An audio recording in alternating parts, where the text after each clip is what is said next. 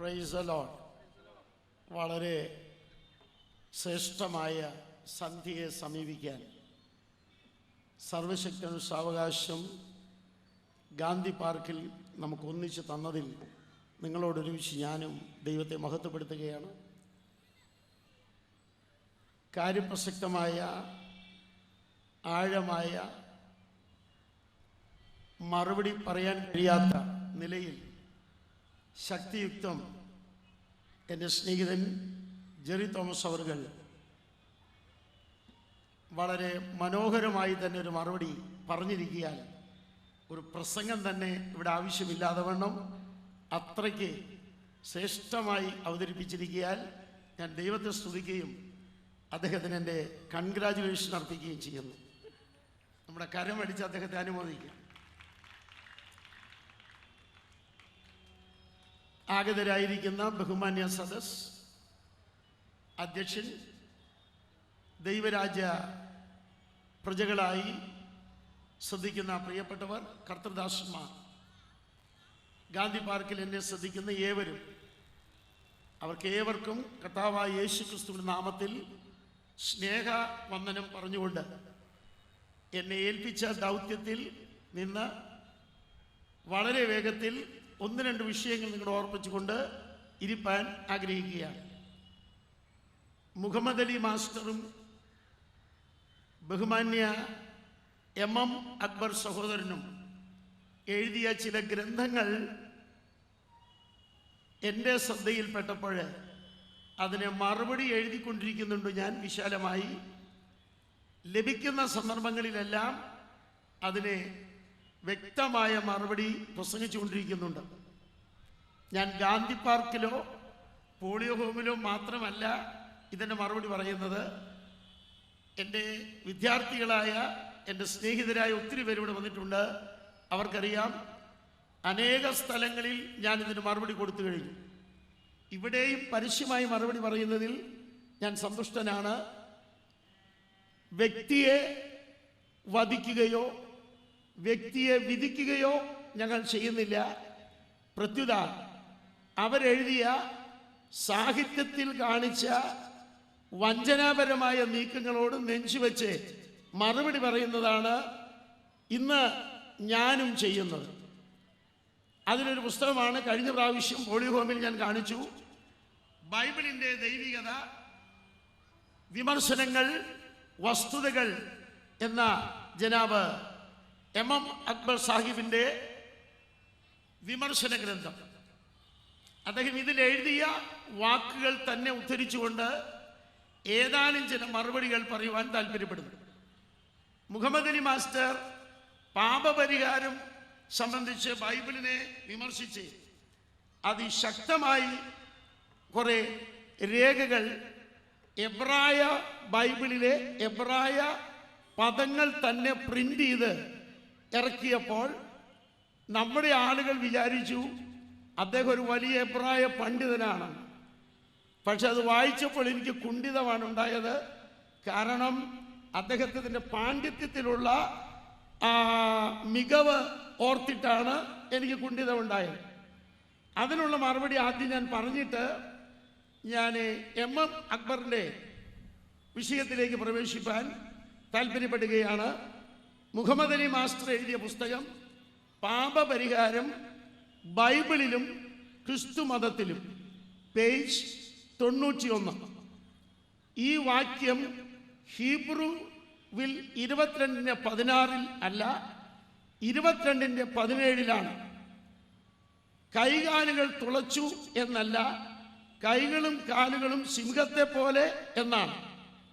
ക്രൈസ്തവ ബൈബിളിൽ അത് തിരുത്തി തുളച്ചു എന്നാക്കി. വിഷയം എന്താണെന്ന് ബൈബിൾ നല്ല നിശ്ചയമില്ലാത്തവർക്ക് ഗ്രഹിക്കാൻ കഴിഞ്ഞു കാണുകയില്ല. സങ്കീർത്തനം 22:16 കൈകളെയും കാലുകളെയും തുളച്ചു എന്നുള്ള ക്രിസ്തുനാഥനോട് ബന്ധപ്പെട്ട ക്രൂശീകരണ പ്രവചനം തെറ്റാണ്. ക്രൂശീകരണം നടന്നിട്ടില്ല, യേശു മരിച്ചിട്ടില്ല, അടക്കപ്പെട്ടില്ല, ഉയർത്തെഴുന്നേറ്റില്ല. ബൈബിളിൻ്റെ പരമതന്തുവെ ശക്തമായി വിമർശിക്കുക, വേരോടെ പിഴുതു മാറ്റുക. ഈ ലക്ഷ്യത്തിലാണ് അദ്ദേഹം എബ്രായ ബൈബിളിൽ നിന്ന് അങ്ങനെ തന്നെ കോപ്പി പേസ്റ്റ് ചെയ്തിരിക്കുന്നത്. എന്നാൽ അവിടുത്തെ വാക്ക് അദ്ദേഹം എഴുതിയിരിക്കുക ക ആരി എന്നാണെന്നും ക എന്ന ഹീബ്രു പദത്തിനെ പോലെ എന്നാണെന്നും ആരി എന്നാൽ സിംഹം എന്നാണെന്നും അദ്ദേഹം എഴുതിയിട്ടുണ്ട്. എനിക്ക് വളരെ ഇഷ്ടപ്പെട്ടു. ഇത്രയ്ക്കെങ്കിലും അദ്ദേഹം എബ്രായ പാണ്ഡിത്യം വെളിപ്പെടുത്തിയല്ലോ എന്നോർത്തിട്ട്. അദ്ദേഹത്തിന് മാത്രമല്ല ഈ അബദ്ധം പറ്റിയിട്ടുള്ളത്. അബദ്ധം പറ്റാനുള്ള റീസൺ എന്താണെന്ന് ഉയർന്നു ചിന്തിക്കുന്നവർക്ക് വേണ്ടി ഒരു വാക്ക് ഞാൻ പറയാം. ഈസ്വേഡ് എന്ന ഒരു പ്രോഗ്രാം നമ്മൾ ഡൗൺലോഡ് ചെയ്യുന്നുണ്ട്.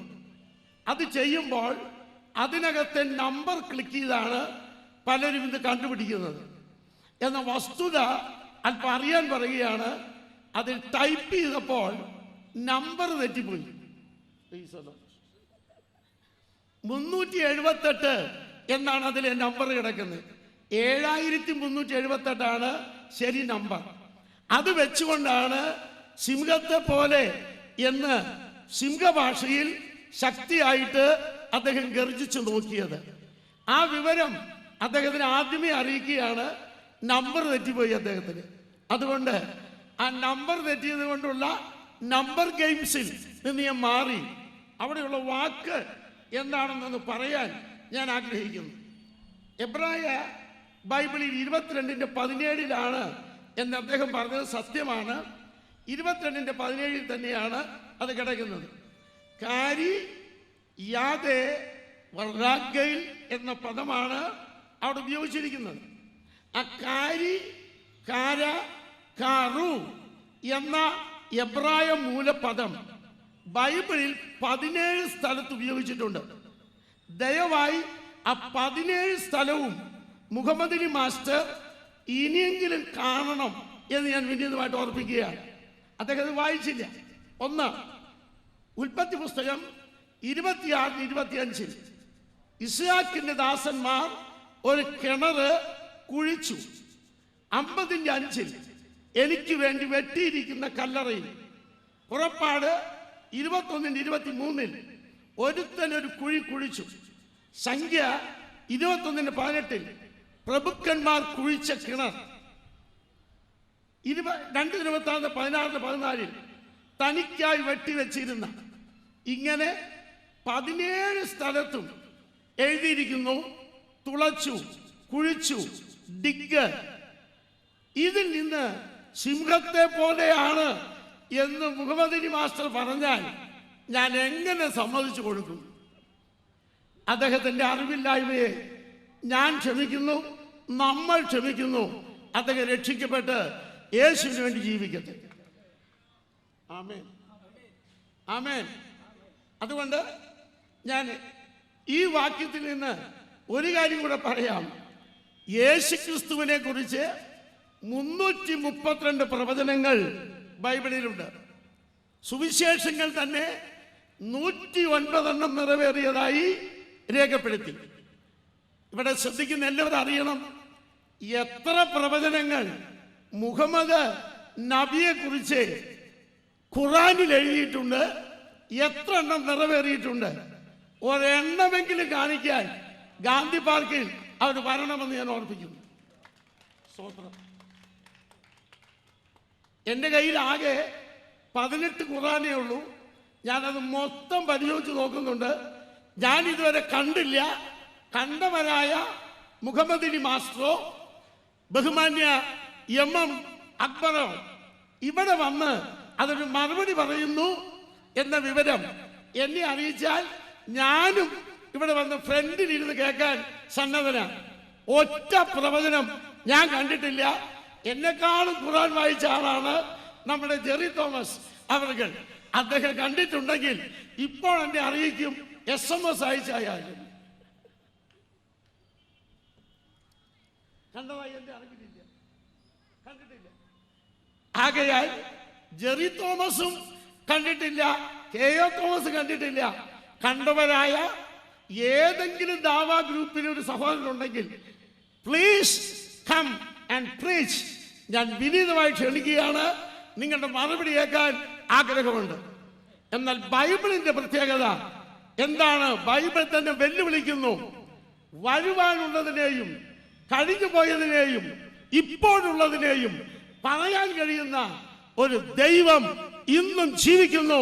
ആ ദൈവത്തിനായി ഞാൻ ദൈവത്തെ സ്തുതിക്കുകയാണ്. Praise the lord, praise the Lord.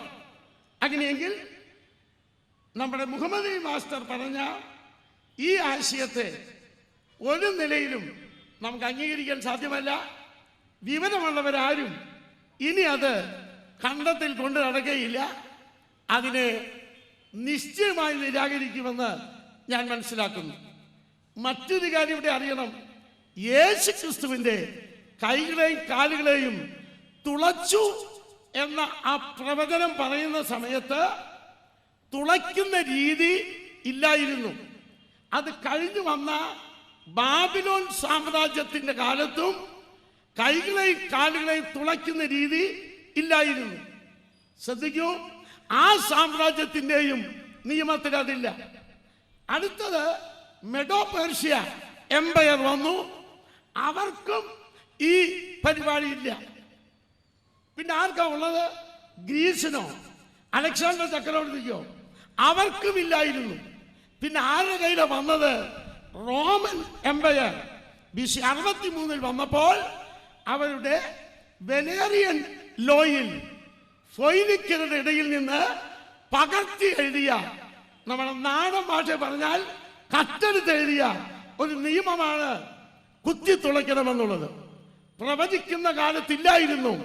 യേശു ജനിക്കുന്ന കാലത്ത് അത് സാമ്രാജ്യത്തിന് നിയമമാക്കിയ എൻ്റെ ദൈവത്തിനായി ഞാൻ ദൈവത്തെ സ്തുതിക്കുകയാണ്. എന്തുകൊണ്ട്? മാനവജാതിക്ക് വേണ്ടി ജീവൻ തരാൻ ചരിത്രത്തിൽ ഇറങ്ങി വന്ന നല്ല രക്ഷകനായ യേശുവിനെ ഓർത്ത് ഞാൻ സ്തോത്രം ചെയ്ത് ആരാധിക്കുകയാണ്. ഇനി നമ്മുടെ മുഹമ്മദ് അലി മാസ്റ്ററുടെ ബുക്കിൽ നിന്നുള്ള പ്രോഗ്രാം ഇപ്പോൾ തൽക്കാലം നിർത്തുന്നു. സമയമുണ്ടെങ്കിൽ ഒരു ദിവസം മുഹമ്മദ് അലി മാസ്റ്റർ പുസ്തകത്തിന് മാത്രം മറുപടി പറയാൻ ഞാനും തയ്യാറാണ്, ജെറിയും തയ്യാറാണ്.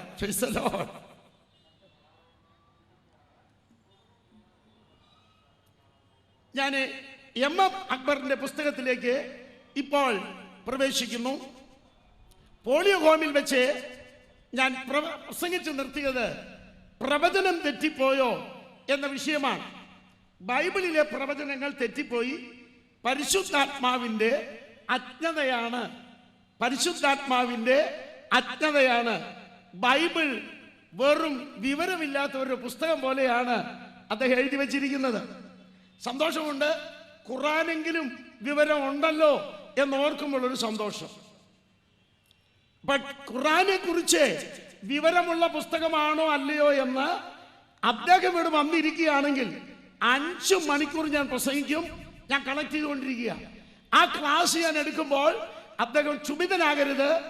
ഞാൻ അദ്ദേഹം പറഞ്ഞ അതേ ഭാഷയിൽ പറയും. അപ്പോൾ അദ്ദേഹം ശാന്തമായിരുന്നു കേൾക്കണം, ഞങ്ങൾ കേൾക്കുന്ന പോലെ. സ്തോത്രം, പ്രൈസ് ഗോഡ്. അത്രയും വാക്കുകൾ ഇതിനകത്ത് ഉപയോഗിച്ചിട്ടുണ്ട്. ആ വാക്കുകൾ പോലെ ഞങ്ങൾ ഉപയോഗിക്കുവാൻ ഇഷ്ടപ്പെടുന്നില്ല. കാരണം പ്രതിപക്ഷ ബഹുമാനം സൂക്ഷിപ്പാൻ ഞങ്ങളും ആഗ്രഹിക്കുന്നു. അതാണല്ലോ നല്ല സംവാദ രീതി എന്നതിനാൽ ആ ഭാഗം വിടട്ടെ. പ്രവചനം എന്ന വിഷയത്തിൽ ഇദ്ദേഹം പറഞ്ഞ ഭാഗം ഞാൻ കൊണ്ടുവരുന്നു. ഉൽപ്പത്തി പുസ്തകത്തിൽ MM അക്ബർ എഴുതിയ പുസ്തകത്തിന്റെ 109 പേജ് ഞാൻ പുസ്തകം കൊണ്ടുവന്നിട്ടുണ്ട്. ആർക്കും നോക്കാം. അതിലെഴുതിയിരിക്കുക, പിശാച് പ്രവചിച്ചതുപോലെ അവർ നന്മ തിന്മകളെ കുറിച്ച് അറിയുന്നവനായി തീരുകയും ചെയ്തു. പിശാച് പ്രവചിച്ചതുപോലെ. കണ്ണു തുറക്കും എന്ന് പറഞ്ഞില്ലേ? എന്താണ് പിശാച് പറഞ്ഞത് എന്നും കൂടെ നമുക്ക് നോക്കാം. അതിൻ്റെ ആഴം ഒന്ന് കാണാൻ ഞാൻ എല്ലാവരെയും ക്ഷണിക്കുകയാണ്. ലോകത്തിൽ 20,000 ജനവർഗം ഉണ്ടെന്ന് വായിച്ചു. ചിലപ്പോൾ അത് കൂടുതൽ കാണാം. അത്രയും ജനവർഗം ഒന്നിച്ച് ഈ വാക്യം ശ്രദ്ധിക്കണം. പാമ്പ് സ്ത്രീയോട് നിങ്ങൾ മരിക്കയില്ല നിശ്ചയം, അത് തിന്നുന്ന നാളിൽ നിങ്ങളുടെ കണ്ണ് തുറക്കും, നിങ്ങൾ നന്മ തിന്മകളെ കുറിച്ച് അറിയുന്നവരായി ദൈവത്തെ പോലെ ആകുകയും ചെയ്യും എന്ന് ദൈവം അറിയുന്നു എന്ന് പറഞ്ഞു. ഇതാണ് അദ്ദേഹം പറഞ്ഞത്. പിശാച് പ്രവചിച്ചതുപോലെ ഈ പ്രവചനം നിറവേറി എന്ന്. എന്നാൽ ഞാൻ ആ ഭാഗം ദയവായിട്ടൊന്ന് വായിച്ചു കേൾപ്പിക്കാൻ ആഗ്രഹിക്കുകയാണ്. നിങ്ങൾ നന്നായി ശ്രദ്ധിക്കുക. ആ വാക്യം KJV-യിൽ എങ്ങനെ എഴുതിയിരിക്കുന്നു, എബ്രായ ഭാഷയിൽ എങ്ങനെ എഴുതിയിരിക്കുന്നു. എബ്രായ ഭാഷ മുഴുവൻ വായിപ്പാൻ എനിക്ക് ഇഷ്ടമുണ്ട്. ഞാൻ എബ്രായ ബൈബിൾ തന്നെ ഇവിടെ കൊണ്ടുവന്നിട്ടുണ്ട്. കാരണം ആരെങ്കിലും വന്ന് ചോദിക്കുകയാണെങ്കിൽ കാണിക്കാം എന്ന് കരുതി അറിയുന്നവരുണ്ടാകുമല്ലോ. അതുകൊണ്ട് ഇവിടെ കൊണ്ടുവന്നിട്ടുണ്ട്. അതിനകത്ത് എഴുതിയിരിക്കുന്നത് പിശാച് പറഞ്ഞ വാക്ക് ജസ്റ്റ് ഒന്ന് ശ്രദ്ധിക്കണം എന്ന് ഓർപ്പിക്കുന്നു. Listen here.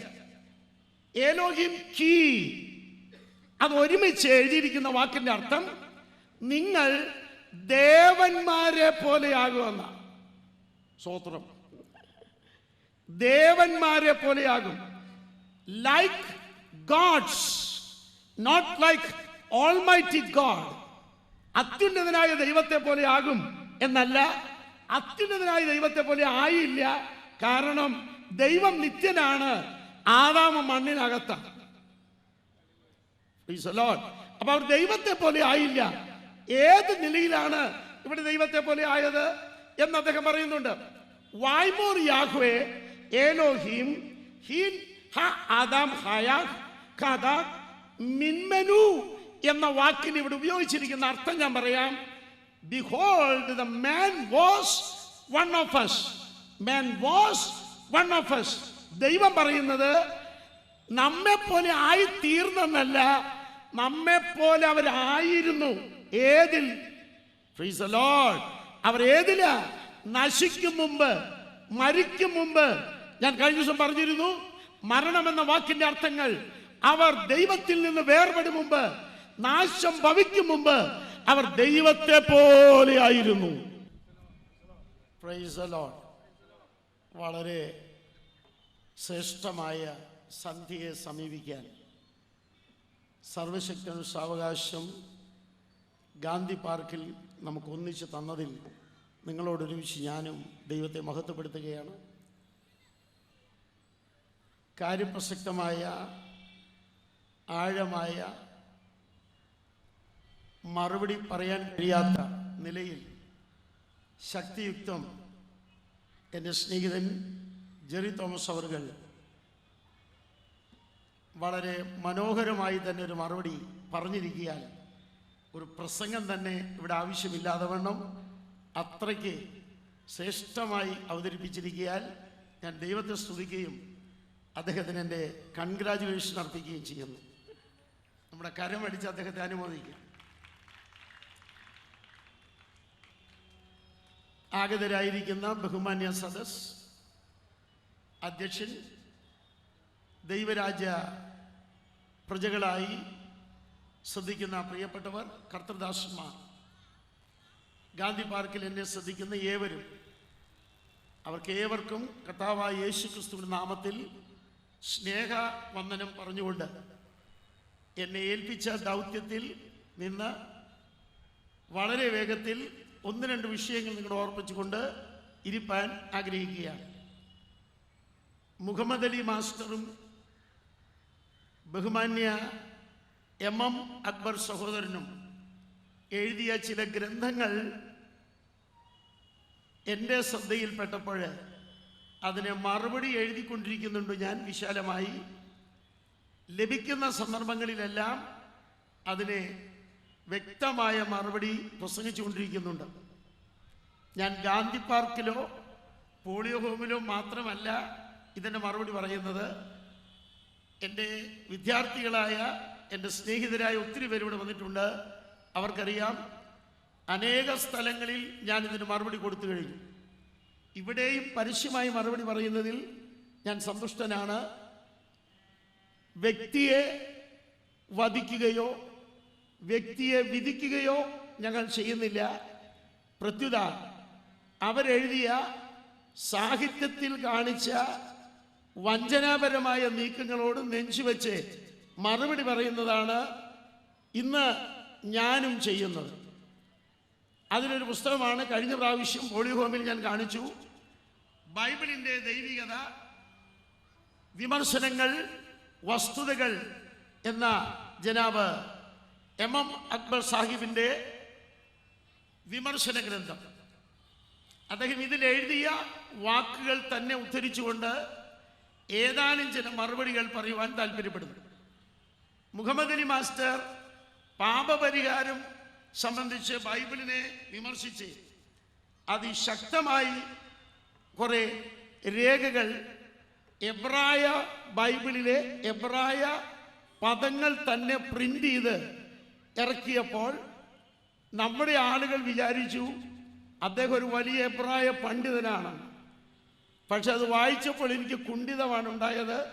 കാരണം അദ്ദേഹത്തിൻ്റെ പാണ്ഡിത്യത്തിലുള്ള മികവ് ഓർത്തിട്ടാണ് എനിക്ക് കുണ്ഠിതമുണ്ടായത്. അതിനുള്ള മറുപടി ആദ്യം ഞാൻ പറഞ്ഞിട്ട് ഞാൻ MM അക്ബറിൻ്റെ വിഷയത്തിലേക്ക് പ്രവേശിപ്പാൻ താല്പര്യപ്പെടുകയാണ്. മുഹമ്മദ് അലി മാസ്റ്റർ എഴുതിയ പുസ്തകം പാപപരിഹാരം ബൈബിളിലും ക്രിസ്തു മതത്തിലും, പേജ് 91.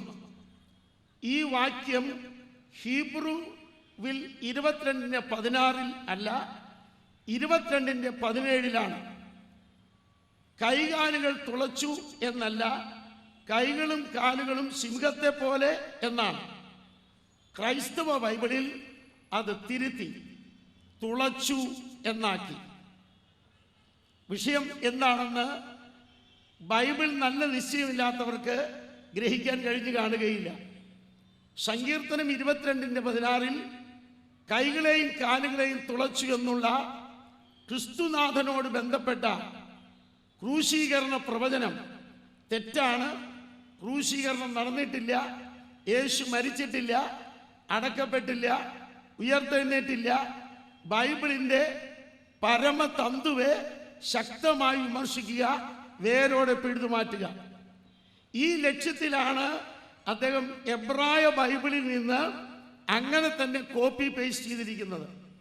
എന്നാൽ അവിടുത്തെ വാക്ക് അദ്ദേഹം എഴുതിയിരിക്കുക ക ആരി എന്നാണെന്നും ക എന്ന ഹീബ്രു പദത്തിനെ പോലെ എന്നാണെന്നും ആരി എന്നാൽ സിംഹം എന്നാണെന്നും അദ്ദേഹം എഴുതിയിട്ടുണ്ട്.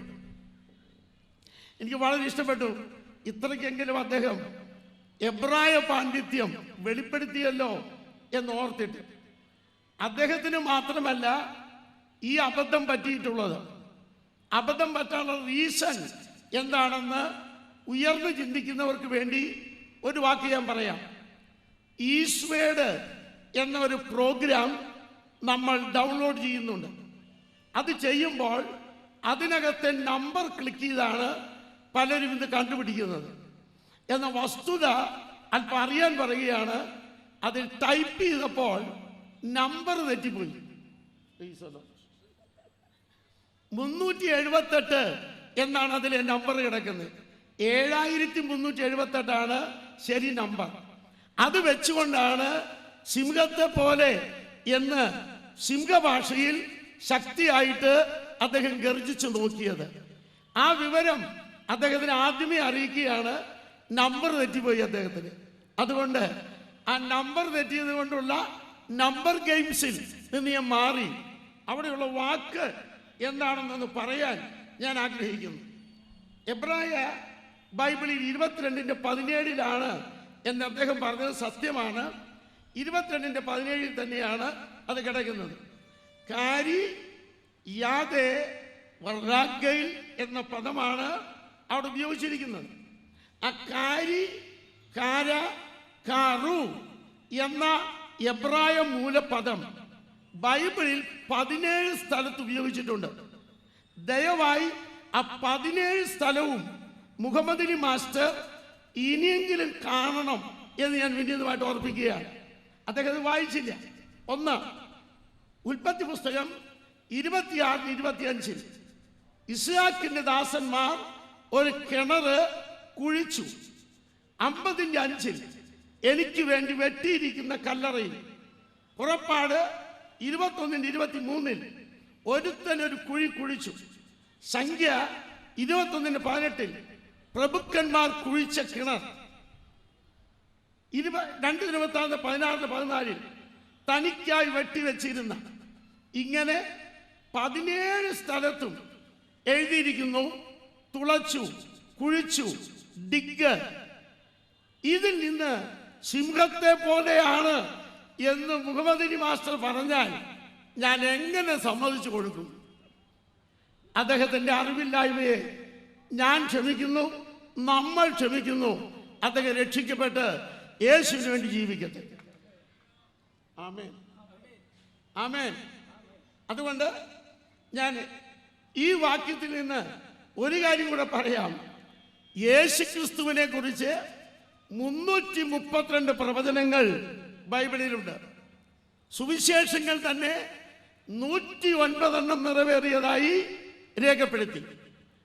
ഇവിടെ ശ്രദ്ധിക്കുന്ന എല്ലാവരും അറിയണം, എത്ര പ്രവചനങ്ങൾ മുഹമ്മദ് നബിയെ കുറിച്ച് ഖുറാനിൽ എഴുതിയിട്ടുണ്ട്, എത്ര എണ്ണം നിറവേറിയിട്ടുണ്ട്. ഒരെണ്ണമെങ്കിലും കാണിക്കാൻ ഗാന്ധി പാർക്കിൽ അവർ വരണമെന്ന് ഞാൻ ഓർപ്പിക്കുന്നു. സ്തോത്രം. എൻ്റെ കയ്യിൽ ആകെ 18 ഖുറാനേ ഉള്ളൂ. ഞാനത് മൊത്തം പരിശോധിച്ച് നോക്കുന്നുണ്ട്. ഞാൻ ഇതുവരെ കണ്ടില്ല. കണ്ടവരായ മുഹമ്മദ് അലി മാസ്റ്ററോ ബഹുമാന്യ MM അക്ബറോ ഇവിടെ വന്ന് അതൊരു മറുപടി പറയുന്നു എന്ന വിവരം എന്നെ അറിയിച്ചാൽ ഞാനും ഇവിടെ വന്ന് ഫ്രണ്ടിലിരുന്ന് കേൾക്കാൻ സന്നദ്ധനാണ്. ഒറ്റ പ്രവചനം ഞാൻ കണ്ടിട്ടില്ല. എന്നെക്കാളും ഖുർആൻ വായിച്ച ആളാണ് നമ്മുടെ ജെറി തോമസ് അവർകൾ.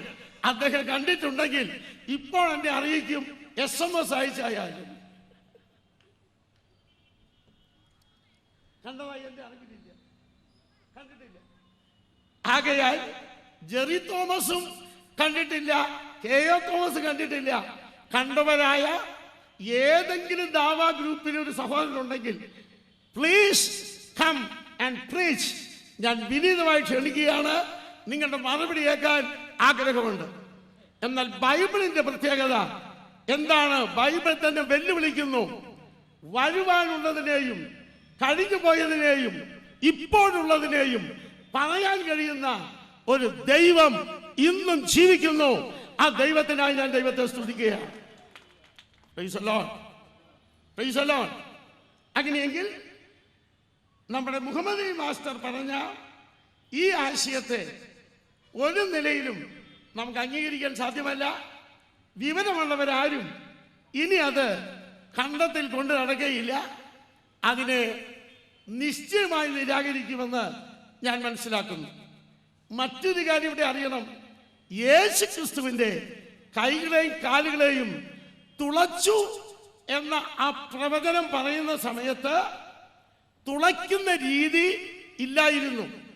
അത് കഴിഞ്ഞു വന്ന ബാബിലോൺ സാമ്രാജ്യത്തിന്റെ കാലത്തും കൈകളെയും കാലുകളെയും തുളയ്ക്കുന്ന രീതി ഇല്ലായിരുന്നു. ശ്രദ്ധിക്കൂ, ആ സാമ്രാജ്യത്തിന്റെയും നിയമത്തിൽ അതില്ല. അടുത്തത് മെഡോ പേർഷ്യ എംപയർ വന്നു, അവർക്കും ഈ പരിപാടി ഇല്ല. പിന്നെ ആർക്കാ ഉള്ളത്? ഗ്രീസിനോ അലക്സാണ്ടർ ചക്രവർത്തിക്കോ? അവർക്കും ഇല്ലായിരുന്നു. പിന്നെ ആരുടെ കയ്യിലാണ് വന്നത്? റോമൻ എംപയർ BC 63 വന്നപ്പോൾ അവരുടെ വെലേറിയൻ ലോയിൽ ഫൊയ്നിക്കരുടെ ഇടയിൽ നിന്ന് പകർത്തി എഴുതിയ, നമ്മുടെ നാടൻ ഭാഷ പറഞ്ഞാൽ കട്ടെടുത്ത് എഴുതിയ ഒരു നിയമമാണ് കുത്തി തുളയ്ക്കണമെന്നുള്ളത്. പ്രവചിക്കുന്ന കാലത്തില്ലായിരുന്നു. യേശു ജനിക്കുന്ന കാലത്ത് അത് സാമ്രാജ്യത്തിന് നിയമമാക്കിയ എൻ്റെ ദൈവത്തിനായി ഞാൻ ദൈവത്തെ സ്തുതിക്കുകയാണ്. എന്തുകൊണ്ട്? മാനവജാതിക്ക് വേണ്ടി ജീവൻ തരാൻ ചരിത്രത്തിൽ ഇറങ്ങി വന്ന നല്ല രക്ഷകനായ യേശുവിനെ ഓർത്ത് ഞാൻ സ്തോത്രം ചെയ്ത് ആരാധിക്കുകയാണ്. ഇനി നമ്മുടെ മുഹമ്മദ് അലി മാസ്റ്ററുടെ ബുക്കിൽ നിന്നുള്ള പ്രോഗ്രാം ഇപ്പോൾ തൽക്കാലം നിർത്തുന്നു. സമയമുണ്ടെങ്കിൽ ഒരു ദിവസം മുഹമ്മദ് അലി മാസ്റ്ററുടെ പുസ്തകത്തിന് മാത്രം മറുപടി പറയാൻ ഞാനും തയ്യാറാണ്, ജെറിയും തയ്യാറാണ്. Price the Lord.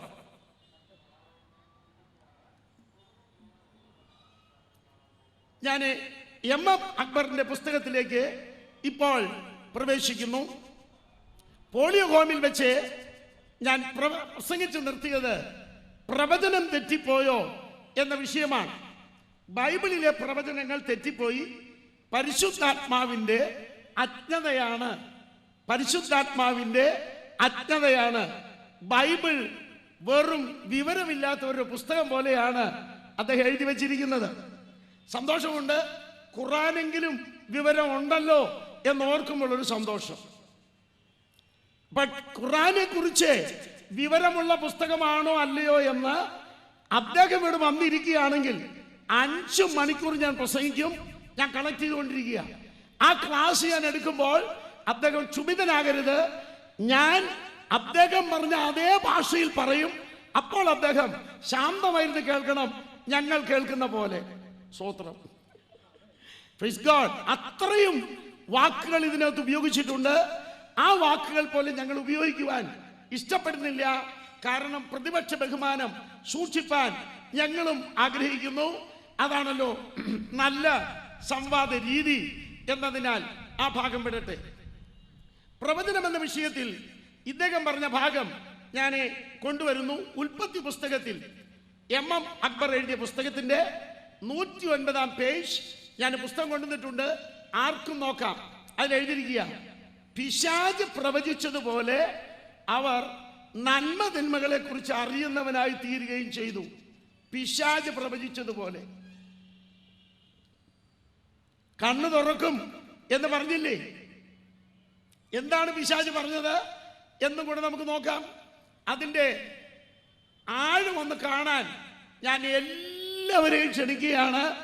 ലോകത്തിൽ 20,000 ജനവർഗം ഉണ്ടെന്ന് വായിച്ചു. ചിലപ്പോൾ അത് കൂടുതൽ കാണാം. അത്രയും ജനവർഗം ഒന്നിച്ച് ഈ വാക്യം ശ്രദ്ധിക്കണം.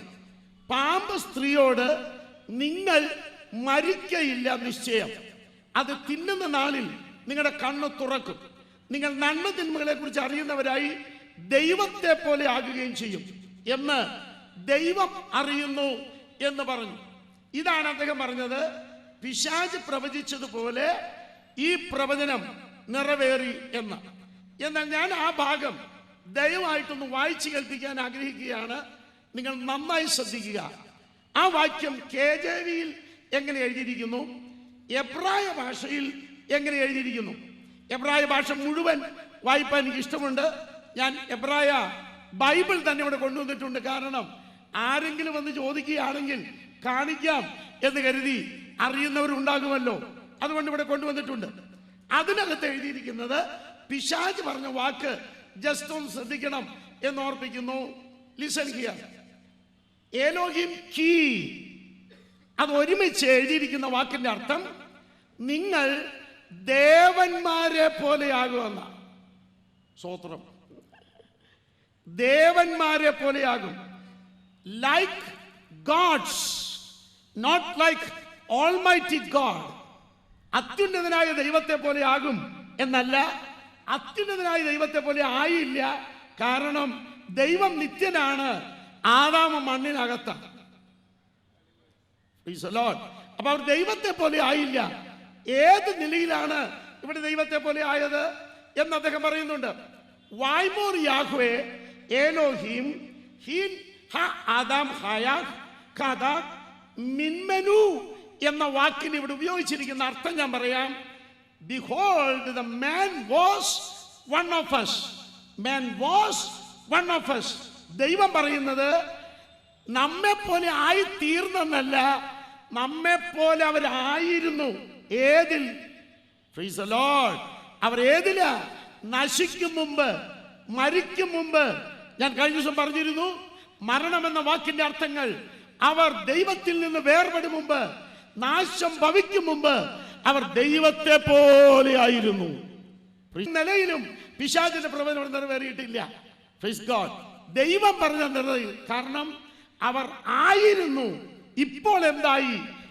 നല്ലതിനോട് അവർ തീയത് കൂട്ടിച്ചേർത്തു, അവർ വേർപെട്ടു. അതാ സത്യം. അങ്ങനെയെങ്കിൽ സംഭവിച്ചത് എന്ത്? വൈറ എന്ന വാക്കിനെ bad, evil, disagreeable, malignance, unpleasant, അത് worse, sad, unhappy, unkind, wicked, distress, injury, calamity, ഈ അനുഭവങ്ങളിലേക്ക് അവർ മാറി എന്ന വാക്കാണ് എന്റെ ദൈവം ഉപയോഗിച്ചത്. അതിന് എത്ര ശരിയാ? Price the Lord. അവൻ ദൈവത്തെ പോലെയല്ല ആയത്, ഈ പറഞ്ഞ നാശം പിടിച്ച അനുഭവത്തിലേക്ക് മാറുകയായിരുന്നു. ദൈവം പറഞ്ഞ അത്ര ശരിയാ. നന്മയുടെയും തിന്മയുടെയും അനുഭവ രൂപമായ ജ്ഞാനം നൽകുന്ന വൃക്ഷത്തിന്റെ ഫലം തിന്നുന്ന നാളിൽ നീ മരിക്കും. ആ മരണത്തിന്റെ വാക്കിന്റെ അർത്ഥങ്ങൾ പോളിയോഹോമിൽ വളരെ വിശദമാക്കിയിരുന്നു. നാശം, ദ പെരിഷ് ദ നേഷൻ, രാഷ്ട്രത്തിന്റെ നാശം, വേർപെടുകൾ, പാപസംബന്ധമായി മരിക്കുക, വേർപെടുക, ന്യായപ്രമാണത്തോട് മരിക്കുക, ന്യായപ്രമാണത്തിൽ നിന്ന് വേർപെടുക, ഈ അർത്ഥത്തിലാണ് അവിടെ ഉപയോഗിച്ചിരിക്കുന്നത്. അങ്ങനെ അന്യൻ, അമോര്യൻ, ഹിത്യൻ, പെരിസ്യൻ, യെബൂസ്യൻ എന്നിവരെ ഓടിച്ചു കളയും. അദ്ദേഹത്തിന്റെ ആക്ഷേപം ഇതാ, മോശയുടെ കാലത്ത് കനാനിയരോ യെബൂസ്യരോ ഓടിപ്പോയതായി ബൈബിളോ മറ്റ് രേഖകളോ പഠിപ്പിക്കുന്നില്ല. ഇവിടെ മോശയുടെ കാലത്ത് അങ്ങനെ ഓടിപ്പോകുമെന്നോ ഓടിച്ചു കളയുമെന്നോ എഴുതിയിട്ടില്ല. നിനക്കൊരു മുമ്പായി ദൂതനെ അയക്കും, അവൻ ആ പണി ചെയ്യുമെന്ന. സ്തോത്രം. അല്ലാതെ ഏത് കാലഘട്ടത്തിലാണ് എന്ന് എഴുതിയിട്ടില്ല. എന്നാൽ ദൂതനെ അയച്ചു. പുറപ്പാട് 23:20 ഇതാ വഴിയിൽ നിന്നെ കാക്കേണ്ടതിനും ഞാൻ നിയമിച്ചിരിക്കുന്ന സ്ഥലത്ത് നിന്നെ കൊണ്ടുപോകേണ്ടതിനും ഞാൻ ഒരു ദൂതനെ നിന്റെ മുമ്പിൽ അയക്കുന്നു. എന്നിട്ട് കനാന്യരെ മാറ്റിയോ? വ്യക്തമായ രേഖ പുതിയ നിയമത്തിലുമുണ്ട് പഴയ നിയമത്തിലുമുണ്ട്. 10 ഗ്രൂപ്പുകളിൽ 7 ഗ്രൂപ്പുകളെയും മാറ്റിയെന്ന് എഴുതിയിരിക്കുന്നു. അങ്ങനെയെങ്കിൽ അക്ഷരപ്രകാരം ഈ പ്രവചനം നിറവേറിയതിനാൽ ഞാൻ ദൈവത്തെ സ്തുതിച്ച് ആരാധിക്കുകയാണ്. Price the Lord. അതുകൊണ്ട് പ്രവചനം നിറവേറിയിട്ടില്ല എന്ന ബഹുമാന്യ MM അക്ബറിന്റെ വാദഗതിയോട് ഒരു നിലയിൽ യോജിക്കാൻ സാധിക്കുകയില്ല എന്ന് പറഞ്ഞിട്ട് ആ ഭാഗം തൽക്കാലത്തേക്ക് ഞാൻ കുത്തിടുന്നു. പ്രാമാണികമായ മറ്റൊരു വിമർശനത്തിലേക്ക് ഇന്ന് നിങ്ങളുടെ ശ്രദ്ധയെ ഞാൻ കൊണ്ടുവരുന്നു. ബൈബിൾ പറയുന്ന വസ്തുതകൾ തെറ്റാണ് എന്ന് തെളിയിക്കാൻ ശ്രമിച്ച അദ്ദേഹത്തിന്റെ ശക്തമായ വിമർശനത്തിന് ഒരു ഊറ്റൻ മറുപടി ഇവിടെ കൊടുക്കേണ്ടിയിരിക്കുകയാണ്. അതിന് അദ്ദേഹം പറയുന്ന മറുപടി ശ്രദ്ധിക്കണം. ആക്ഷേപം പേജ് 42. ഞാൻ 2-ാമത്തെ അധ്യായത്തിലേക്ക് കയറുകയാണ്. പ്രവചനം എന്ന വിഷയം തൽക്കാലത്തേക്ക് കുത്തിടുന്നു. 2-ാമത്തെ ആക്ഷേപം വളരെ ശ്രദ്ധിക്കേണ്ടതാണ്. യഹൂദരും ക്രിസ്ത്യാനികളും തോറയായി ഇന്ന് അംഗീകരിക്കുന്ന പഞ്ചപുസ്തകം നിരവധി സൂക്തങ്ങൾക്ക് മൂസാ നബിയുമായി യാതൊരു ബന്ധവുമില്ലെന്ന വസ്തുത നാം മനസ്സിലാക്കിയല്ലോ. അപ്പോൾ പിന്നെ ഖുറാനിൽ പരാമർശിക്കപ്പെട്ടിരിക്കുന്ന തൗറാത്ത് അങ്ങനൊരു ഗ്രന്ഥം നിലനിന്നിരുന്നുവെന്ന് ബൈബിൾ വല്ല തെളിവും നൽകുന്നുണ്ടോ? ഈ ചോദ്യം പ്രസക്തമാണ്. കാരണം 5 ഗ്രന്ഥങ്ങൾ തെറ്റാണെങ്കിൽ ബൈബിളിലെ ആദ്യത്തെ നിയമഗ്രന്ഥങ്ങൾ മൊത്തം തെറ്റ്. അത് തെറ്റാണെങ്കിൽ നിയമങ്ങൾ തന്നെ തെറ്റിപ്പോയി. അത് എഴുതിയ കാര്യം ശരിയോ തെറ്റോ എന്ന് ദയവായി ഞാൻ വായിക്കും മുമ്പ് ഖുറാനിൽ നിന്ന് 1-2 ഭാഗം അറിയാൻ വായിക്കുന്നു. അൽ അൻആം 91-ാം ആയത്ത് അതിലെഴുതിയിരിക്കുക, അല്ലെങ്കിൽ 6-ാം അധ്യായം 91-ാം ആയത്ത്. സത്യപ്രകാശമായി കൊണ്ടും മനുഷ്യർക്ക് മാർഗദർശകമായി കൊണ്ടും മൂസ കൊണ്ടുവന്ന ഗ്രന്ഥം ആരാണ് അവതരിപ്പിച്ചത്? നമ്പർ 1, മൂസ കൊണ്ടുവന്ന ഗ്രന്ഥം. ഞാൻ ആ ഭാഗം ഖുറാനിൽ നിന്ന് തന്നെ മറ്റൊരു വാക്യം പിന്നീട് വായിക്കാം. അൽ മാഇദ 44-ാം ആയത്ത്, 5-ാം അധ്യായം 44. തീർച്ചയായും നാം തന്നെയാണ് തൗറാത്ത് അവതരിപ്പിച്ചത്. അതിൽ മാർഗദർശനവും പ്രകാശനവും ഉണ്ട്. അൽ അൻആം 154, 155 ആയത്തുകൾ, അഥവാ 6-ാം അധ്യായം 154, 155.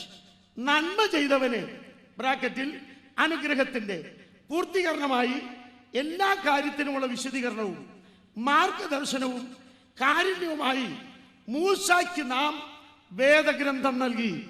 മൂസായ്ക്ക് നാം വേദഗ്രന്ഥം നൽകി. അതിന്റെ അടുത്ത ഒരു കാര്യം കൂടെ പറഞ്ഞിട്ട് ഇരിക്കുന്നു. ആ ഭാഗം വിടുന്നു. അൽ ഫുർഖാൻ 35-ാം ആയത്ത്, അഥവാ 25-ാം അധ്യായം 35-ാം വാക്യം. മൂസായ്ക്ക് നാം വേദഗ്രന്ഥം നൽകുകയും അദ്ദേഹത്തിന്റെ സഹോദരൻ ഹാറൂനെ അദ്ദേഹത്തോടൊപ്പം നാം സഹായിയായി നിശ്ചയിക്കുകയും ചെയ്തു. അപ്പോൾ മോശയ്ക്ക് നൽകിയ തൗറാത്തിനെ കുറിച്ച് ഖുറാനിൽ അതിശ്രേഷ്ഠമായി തന്നെയാണ് പറഞ്ഞിരിക്കുന്നത്. ഖുറാനിൽ ഭംഗിയായി പറഞ്ഞിരിക്കുന്നത് മൂസായ്ക്ക് തൗറാത്ത് നൽകിയെന്ന്. എന്നാൽ ബൈബിളിൽ തൗറാത്ത് നൽകിയതിനെ കുറിച്ച് അക്ബർ സാഹിബിന്റെ ചിന്ത അതിങ്ങനെയാണ്: ബൈബിൾ പറയുന്ന 5 പുസ്തകമടങ്ങിയ ബൃഹത്തായ ഇത്ര വലിയ ഒരു ന്യായപ്രമാണമല്ല ദൈവം നൽകിയത്, ഒരു ചെറിയ പുസ്തകമാണെന്ന്. അതിന് അദ്ദേഹം തെളിവുകൾ കൊണ്ടുവരുന്നുണ്ട്.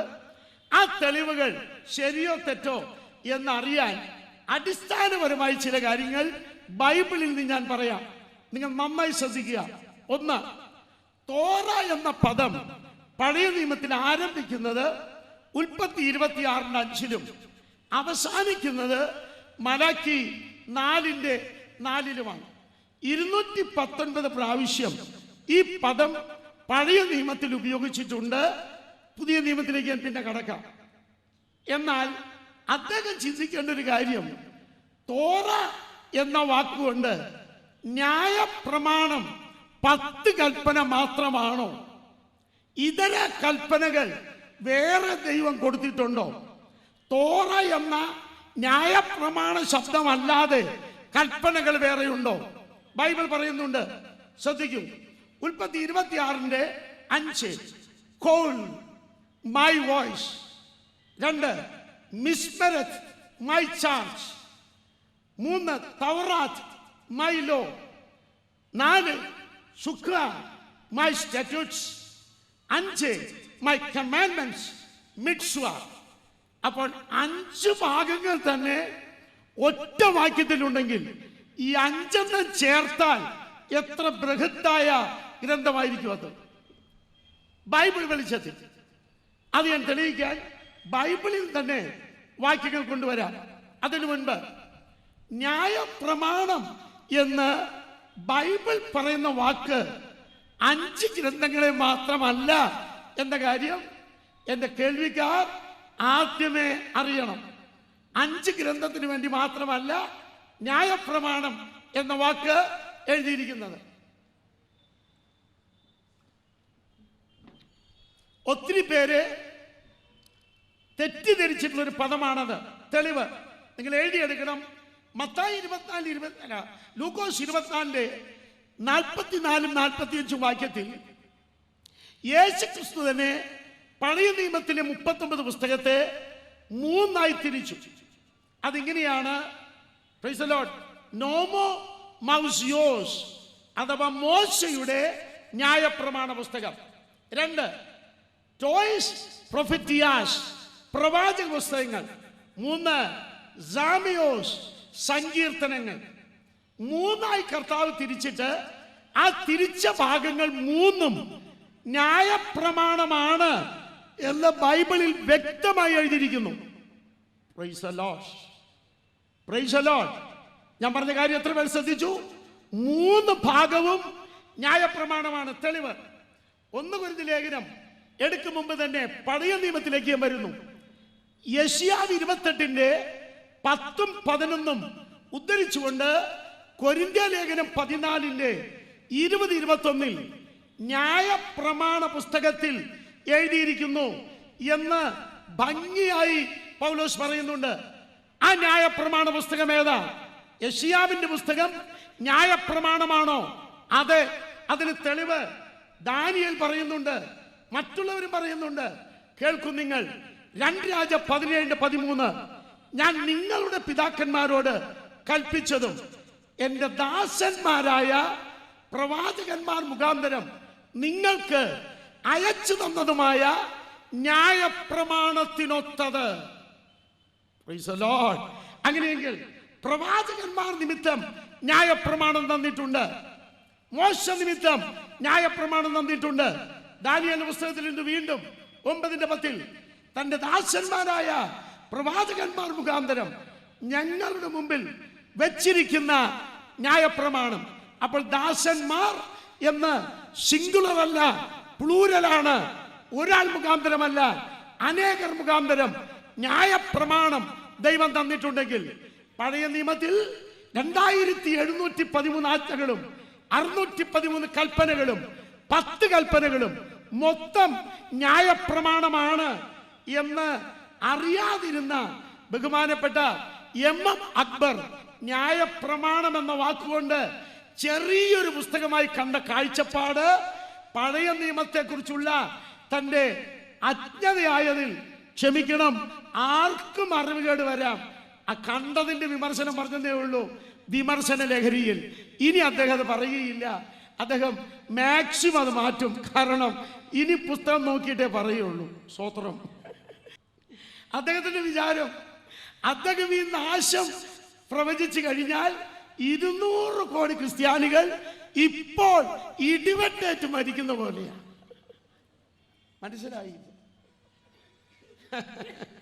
ഞാൻ തിരിച്ചു മറുപടി പറയാൻ തുടങ്ങിയാൽ അദ്ദേഹത്തിന് ക്ഷോഭമുണ്ടാകുകയില്ല എന്ന് ഞാൻ കരുതുന്നു. ഞാൻ കുത്തിടട്ടെ, ദൈവം അനുവദിച്ചാൽ അതിനുള്ള മറുപടി സ്ട്രോങ് ആയി 5 ഭാഗം ഞാൻ പിന്നീട് തെളിയിക്കാം. ഇന്നല്ല, മറ്റൊരു സദസ്സിൽ. ഞങ്ങൾക്ക് അക്ബറിനോട് എന്ത് പറയാനുണ്ട് എന്ന ഭാഗം ഒന്ന് വായിക്കാൻ ഞാൻ ഇവിടെ എഴുതിയത്. പ്രിയ സഹോദര, ആരെല്ലാമോ എഴുതിയുണ്ടാക്കിയ ഊഹാഭോഗങ്ങൾ കൊണ്ട് നെയ്തെടുത്ത തെളിവില്ലാത്ത ഒരു വിമർശന ഗ്രന്ഥം തയ്യാറാക്കിയെന്ന് അവകാശപ്പെടുന്ന സഹോദരനോട് ഞങ്ങൾക്ക് പറയാനുള്ളത് ഈസാ നബിയുടെ മൊഴികളാണ്. അത് അക്ബർ പറയുന്ന ശാപവാക്കുകളല്ല, മറ്റുള്ളവരെ ശപിക്കുന്ന പദ്ധതിയുമല്ല. പ്രത്യുത കേൾക്കൂ, ലൂക്കോസ് 23:20, ഇവർ ചെയ്യുന്നത് ഇന്നതെന്നറിയായിക്കൊണ്ട് ഇവരോട് ക്ഷമിക്കണമേ. നമ്മുടെ കരം ഉയർത്തി ഒരു ഹല്ലേലൂയ പറയാം നാം. സ്തോത്രം. ഇനി അക്ബർ രേഖപ്പെടുത്തിയ ഈ തെളിവിന്റെ മുമ്പിൽ യഥാർത്ഥത്തിൽ തോറ എന്ന വിഷയം സംബന്ധിച്ച് ബൈബിൾ തരുന്ന മറുപടി എന്താണ്? ഞാൻ അതിനകത്തേക്ക് നിങ്ങളുടെ ശ്രദ്ധയെ കൊണ്ടുവരുന്നു. നിങ്ങൾ ശ്രദ്ധിക്കും. മൂസാ നബിയെ കുറിച്ചുള്ള നിസ്തുല്യ പരാമർശത്തെ കാറ്റിൽ പറത്തിക്കൊണ്ടാണ് ജനാബ് അക്ബർ ഈ വായനക്കാരെ സംശയമുനയിൽ നിർത്തിയിട്ടുള്ളത്. അതിന് തെളിവ് ഞാൻ തരാം. അദ്ദേഹം എഴുതിയിരിക്കുന്ന ഒരു കുറിപ്പ് ശ്രദ്ധിക്കൂ. മോശ എഴുതിയാൽ കൽപ്പനയല്ലാത്ത ചില നിയമങ്ങൾ വരാൻ സാധ്യതയുണ്ട്, അത് നിഷേധിക്കാനാവില്ലെന്ന്. കേട്ടില്ല? അദ്ദേഹത്തിന്റെ വാചകം തന്നെ മുഴുവൻ വായിച്ചു കേൾപ്പിക്കാം. സാക്ഷ്യപ്പലകകൾ ദൈവം നൽകിയതായി പ്രതിപാദിക്കുന്ന മുകളിലെ ഉദ്ധരണിയിൽ സുവ്യക്തമായ ഒരു വൈരുദ്ധ്യമുണ്ട്. ഒന്നുകിൽ കൽപ്പനകളിൽ ദൈവം സ്വന്തം വിരൽ കൊണ്ട് എഴുതിയെന്നും മറ്റേതിൽ മോശ കൽപ്പനകളിൽ എഴുതിയെന്നുമാണ് പറഞ്ഞിരിക്കുന്നത്. അതിനാൽ ഈ വചനങ്ങളെ അപ്പടി അക്ഷരാർത്ഥത്തിൽ സ്വീകരിക്കാൻ സാധ്യമല്ല. 10 കൽപ്പന അല്ലാത്ത ചില നിയമങ്ങളും കൽപ്പനകളിൽ ലഭിച്ചിരിക്കാനും സാധ്യത നിഷേധിക്കാനാവില്ല എന്ന് സാരം. എത്ര പേർക്ക് ഇത് മനസ്സിലായി? നന്നായി ചിന്തിക്കണേ. മോശ ദൈവം പറഞ്ഞ കാര്യം കൽപ്പനയിൽ എഴുതിയാൽ എന്ത് സംഭവിക്കും? അത്രേ, ദൈവം പറഞ്ഞതല്ലാത്ത ചില നിയമങ്ങൾ കൂടെ കേറി വരാൻ സാധ്യതയുണ്ടെന്ന്. അതിന്റെ അർത്ഥം എന്താ? മൂസാ നബി സൂപ്പർ കള്ളനാണ്, അല്ലേ? മൂസാ നബി ഒരു വിശ്വസ്തനല്ലല്ലോ. വിശ്വസ്തനാണെങ്കിൽ ഒരിക്കലും ഒരക്ഷരമോ ഒരു കുത്തോ കൂട്ടിച്ചേർക്കയില്ല. അവൻ നിഷേധിക്കാനാവില്ല എന്ന് സംശയമുനിയിൽ കൊണ്ടെത്തിച്ചത് എന്ത് സാധ്യതയിലാണെന്ന് ഞാൻ ദയവായി ബഹുമാനപ്പെട്ട MM അക്ബറിനോട് ചോദിക്കുന്നു. അദ്ദേഹം അതിന് മറുപടി പറയട്ടെ. ജനകോടികൾ ആദരിക്കുന്ന, ലോകം മുഴുവൻ അറിയുന്ന ഖുർആനെ ഇതേപോലെ ഞങ്ങൾ വിമർശിച്ചാൽ അദ്ദേഹത്തിന്റെ പ്രതികരണം എന്തായിരിക്കും എന്ന് ഞാൻ ശാന്തമായി ചോദിക്കുകയാണ്. ജനത്തെ സംശയത്തിന്റെ മുന്നിൽ നിർത്തിക്കൊണ്ട് ബൈബിൾ തെറ്റാണെന്ന് പറയുന്ന ഈ തന്ത്രം ഒരിക്കലും അദ്ദേഹം ഇറക്കരുത് എന്ന് ഞാൻ ഓർപ്പിക്കുന്നു. എന്ന ബൈബിളിൽ എന്താ എഴുതി വെച്ചിരിക്കുന്നത് വായിക്കാം. പുറപ്പാട് 31:18. അവൻ സീനായി പർവ്വതത്തിൽ വെച്ച് മോശയോട് അരുളി ചെയ്ത് കഴിഞ്ഞ ശേഷം ദൈവത്തിന്റെ വിരൽ കൊണ്ട് എഴുതിയ കൽപ്പനകളായ സാക്ഷ്യപ്പലക രണ്ടും അവന്റെ പക്കൽ കൊടുത്തു. 34:28-29. അവൻ അവിടെ ഭക്ഷണം കഴിക്കാതെയും വെള്ളം കഴിക്കാതെയും 40 രാവും 40 പകലും യഹോവയുടെ കൂടെ ആയിരുന്നു. അവൻ 10 കൽപ്പനയായ നിയമത്തിന്റെ വചനങ്ങളെ പലകയിൽ എഴുതി കൊടുത്തു. ഇവിടുത്തെ അദ്ദേഹത്തിന്റെ സംശയം, അവൻ എഴുതിയെന്ന് രണ്ടാമത് പറഞ്ഞത് മോശയെ കുറിച്ചല്ലേ? ഇതാണ് അദ്ദേഹത്തിന്റെ ഡൗട്ട്. പക്ഷെ ഇവിടെ പറയുന്നത് മോശയെ കുറിച്ചാണോ അല്ലയോ എന്ന് അതേ മോശ തന്നെ എഴുതി വെച്ചിട്ടുണ്ട്, ഭംഗിയായിട്ട്. കേൾക്കണ്ടേ? ആവർത്തന പുസ്തകം 10:1-5 വരെ ഒന്ന് കേൾക്കണേ. അദ്ദേഹം ബൈബിൾ ശ്രദ്ധിക്കുന്നുണ്ടോ ഇല്ലയോ എന്നറിയാൻ. അക്കാലത്ത് യഹോവ എന്നോട് മുമ്പിലത്തെ പോലെ 2 കൽപ്പലക വെട്ടിയെടുത്ത് എന്റെ അടുക്കൽ പർവ്വതത്തിൽ കയറി വരിക. മരം കൊണ്ട് ഒരു പെട്ടകം ഉണ്ടാക്കുക. നീ ഉടച്ചു കളഞ്ഞ മുമ്പിലത്തെ പലകകളിൽ ഉണ്ടായിരുന്ന വചനങ്ങൾ ഞാൻ ആ പലകകളിൽ എഴുതും. ഒരു നല്ല ഹല്ലേലൂയ എത്ര പേർക്ക് പറയാൻ പറ്റും? ആമേൻ. പോരാ, നീ അവയെ പെട്ടകത്തിൽ വെക്കണമെന്ന് കൽപ്പിച്ചു. അങ്ങനെ ഞാൻ കതിരമരം കൊണ്ട് ഒരു പെട്ടകം ഉണ്ടാക്കി. മുമ്പിലത്തെ പോലെ 2 കൽപ്പലക വെട്ടിയെടുത്ത് കയ്യിൽ ആ പലകയുമായി പർവ്വതത്തിൽ കയറി. മഹായോഗം ഉണ്ടായിരുന്ന നാളിൽ യഹോവ പർവ്വതത്തിൽ തീയുടെ നടുവിൽ നിന്ന് അരുളി ചെയ്ത 10 കൽപ്പനയും യഹോവയുടെ മുമ്പിലത്തെ എഴുതുപോലെ പലകകളിൽ എഴുതി. ഇനിയെങ്കിലും അദ്ദേഹം മൂസാ നബിയെ കുരിശെ കയറ്റല്ലേ? ബൈബിളിലെ കുരിശെ കയറ്റുവാൻ ആഗ്രഹിച്ച അദ്ദേഹം ബൈബിളിലെ കയറ്റാൻ പറ്റാത്തതുകൊണ്ട് കേറി മൂസാ നബിക്കിട്ട് വെടിവെച്ചതാണ് സഹിക്കാൻ വയ്യാത്തത്. ഇനിയെങ്കിലും അദ്ദേഹം പരിപാടി നിർത്തും. കാരണം അദ്ദേഹത്തിന്റെ അറിവില്ലായ്മ മനസ്സിലായതുകൊണ്ട് ഇനി ഒരിക്കലും അത് ആവർത്തിക്കില്ല എന്ന് ഞാൻ പ്രതീക്ഷിക്കുന്നു. ഇനി ദൈവം നേരിട്ട് എഴുതിയ ഇതിനെ കുറിച്ച് അദ്ദേഹത്തിന്റെ മറ്റൊരു ആക്ഷേപം പേജ് 47 കേൾക്കണ്ടേ? മോശ പ്രവാചകന് ദൈവം നൽകിയ നിയമപുസ്തകം ഇടക്കാലത്ത് നഷ്ടപ്പെട്ടിരുന്നുവെന്നും വിസ്മൃതിയിൽ നിന്ന് ആണ്ടുപോയിരുന്നുവെന്നുമുള്ള സൂചനകൾ പഴയ നിയമത്തിൽ തന്നെയുണ്ട്. യോശിയ രാജാവിന്റെ ഭരണകാലത്ത് ഹിസ്കിയ എന്ന മഹാപുരോഹിതൻ കർത്താവിന്റെ ആലയത്തിൽ നിന്ന് നിയമപുസ്തകം കണ്ടെടുത്തതായി 2 രാജാവ് 22-ാമത്തെ അധ്യായത്തിലുണ്ട്. ഞാൻ അദ്ദേഹത്തോട് ആ ഭാഗം മുമ്പോട്ടും പുറകോട്ടും വായിക്കാൻ പറയുക. സ്തോത്രം. അത് വായിച്ചാൽ പുള്ളിയുടെ നിൽക്കുന്ന നിൽപ്പിലെ അഡ്രസ് ചേഞ്ച് ആകും.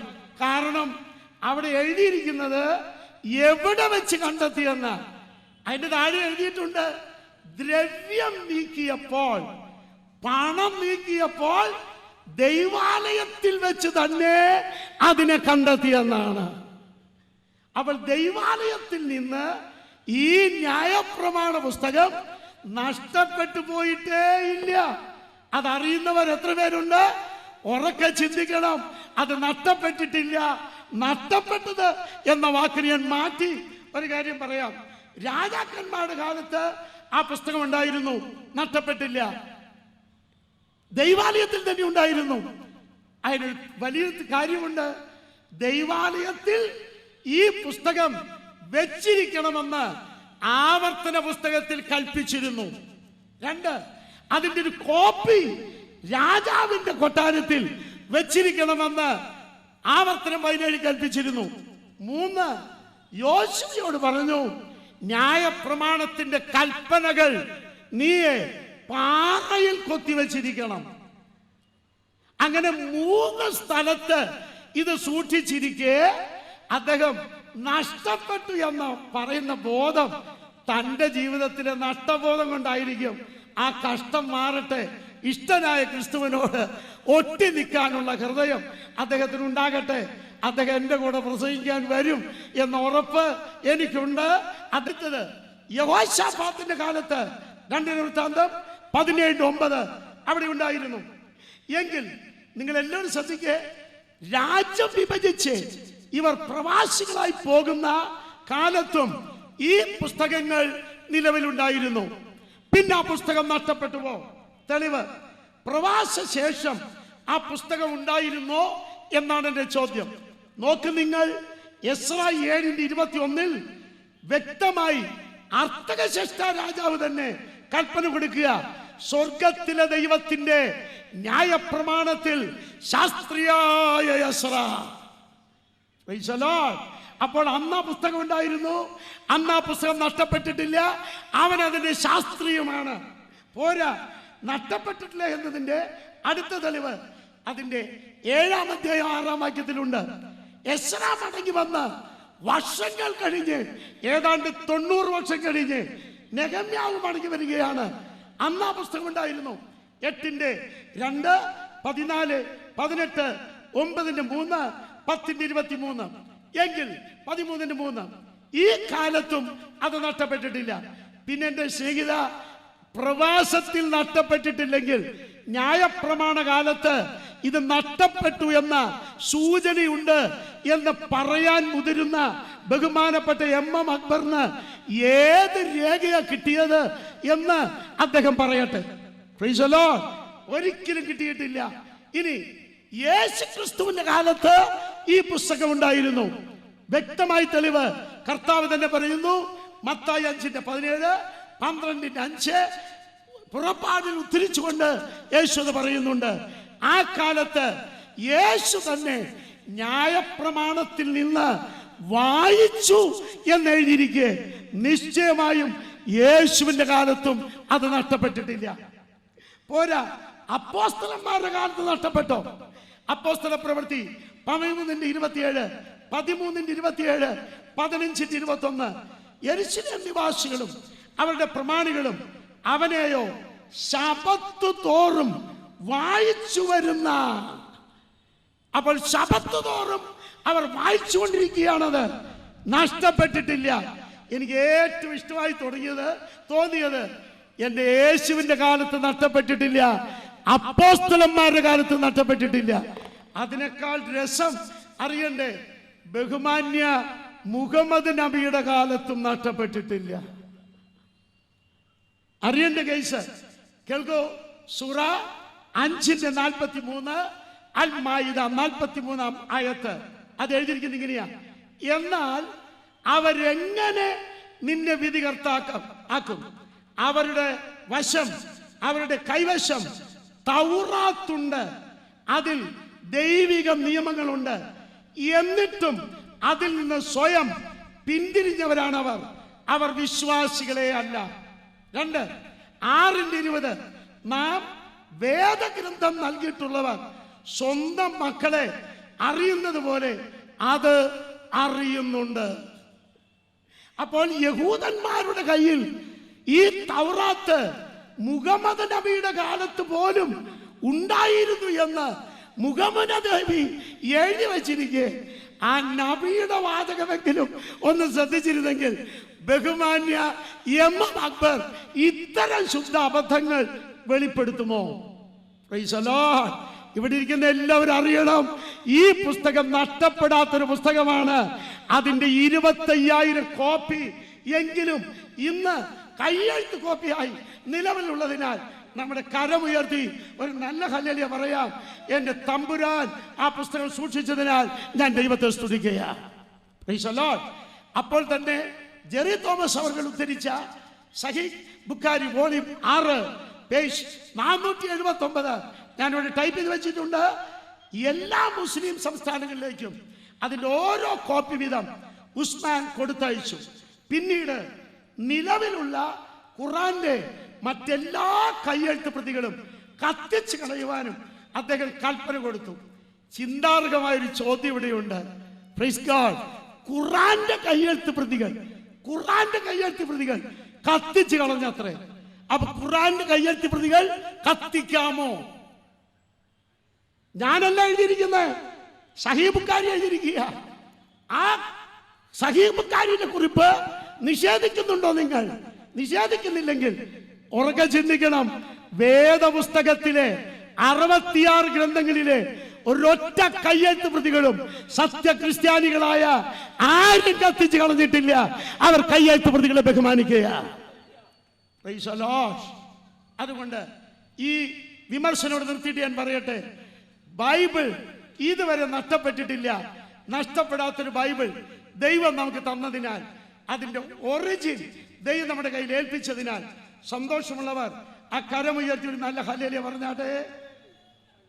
മൂന്നാമത്തെ ഒരു വിഷയം ഞാൻ അങ്ങോട്ട് ചോദിക്കാൻ പോകുകയാണ്. എല്ലാവരും ഇങ്ങോട്ട് ചോദിച്ചതിന്റെ ഉത്തരം മാത്രമല്ലല്ലോ, ഒരു ചോദ്യം ഞാൻ അങ്ങോട്ട് ചോദിച്ചു നിർത്താം. അതിന്റെ ഉത്തരം ബഹുമാന്യ MM അക്ബർ പറയണം. അള്ളാഹുവിനെ ആരാധിക്കണമോ ദൈവമായ യഹോവയെ ആരാധിക്കണമോ? ഞാൻ ഖുറാനിലെ ഒരു ഉദ്ധരണി എടുക്കാം, ശ്രദ്ധിക്കൂ. യൂനുസ് 3-ാം ആയത്ത് അഥവാ 10-ാം അധ്യായം 3-ാം വാക്യം. 2 വട്ടം അത് വായിക്കാം, പല പരിഭാഷകൾ വേണമെങ്കിൽ വായിക്കാം, വിഷമമില്ല. നിശ്ചയമായും നിങ്ങളുടെ രക്ഷിതാവ് ആകാശങ്ങളെയും ഭൂമിയെയും 6 ദിവസമായി സൃഷ്ടിക്കുകയും പിന്നീട് കാര്യങ്ങൾ നിയന്ത്രിച്ചുകൊണ്ട് സിംഹാസനസ്ഥനാവുകയും ചെയ്ത അല്ലാഹുവാകുന്നു.